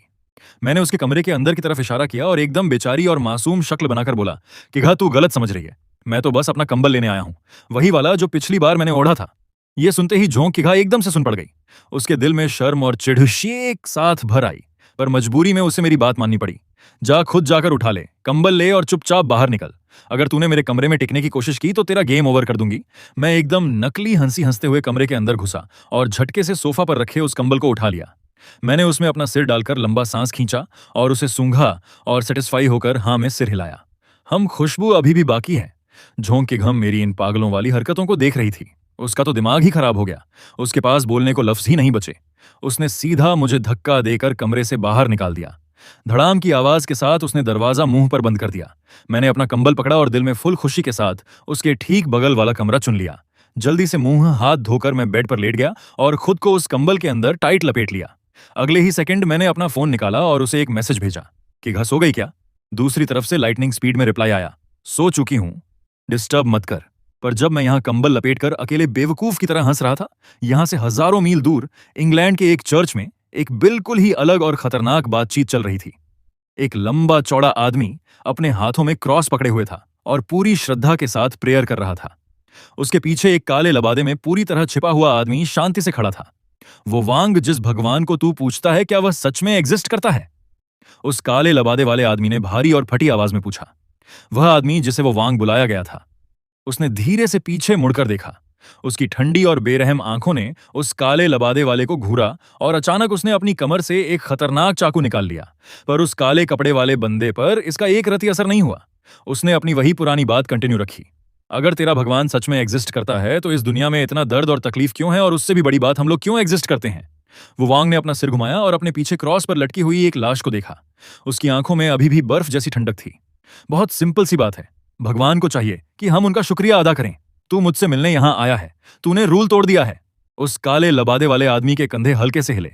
ऐसा लग रहा था जैसे वह हंस रहा हो। तुझे पता है ना, तेरा भगवान इन इंसानों को नहीं बचा सका। इंसानों को खुद ही अपने आप को बचाने का रास्ता ढूंढना पड़ेगा। उसकी बात खत्म होते ही हवा का एक तेज झोंका आया और उसके काले कपड़े को उड़ा दिया, और उसके कपड़े के नीचे से मेटल की चमकती हुई एक रोबोटिक टांग बाहर दिख गई। मुझे तेरी इन फालतू की थ्योरीज में कोई इंटरेस्ट नहीं है। अगर तू उसका बदला लेने यहां आया है तो अपना वेपन निकाल और हमला कर दे। वंग ने अपने पीछे लटकी हुई लाश की तरफ इशारा किया, पर उस काले लबादे वाले आदमी ने एक मजाक उड़ाने वाली हंसी हंसी। तू इस मुर्दे को कुछ ज्यादा ही औकात दे रहा है। मैं यहां सिर्फ तेरे लिए आया हूं। वंग की भौहें अचानक सिकुड़ गईं। उस काले लबादे वाले की आवाज पूरे चर्च में गूंजने लगी। ये नया जमाना अब हमारी जरूरत नहीं समझता। अगर हमें इस जाल से बाहर निकलना है तो हमें सब कुछ तोड़कर शुरू से दोबारा बनाना पड़ेगा। बकवास बनकर वंग ने जानवर की तरह दहाड़ते हुए उसकी बात काटी। पर उस काले लबादे वाले आदमी ने धीरे धीरे अपना गुस्सा शांत किया और अचानक एक ऐसी लाइन बोली जिसने सब हिलाकर रख दिया।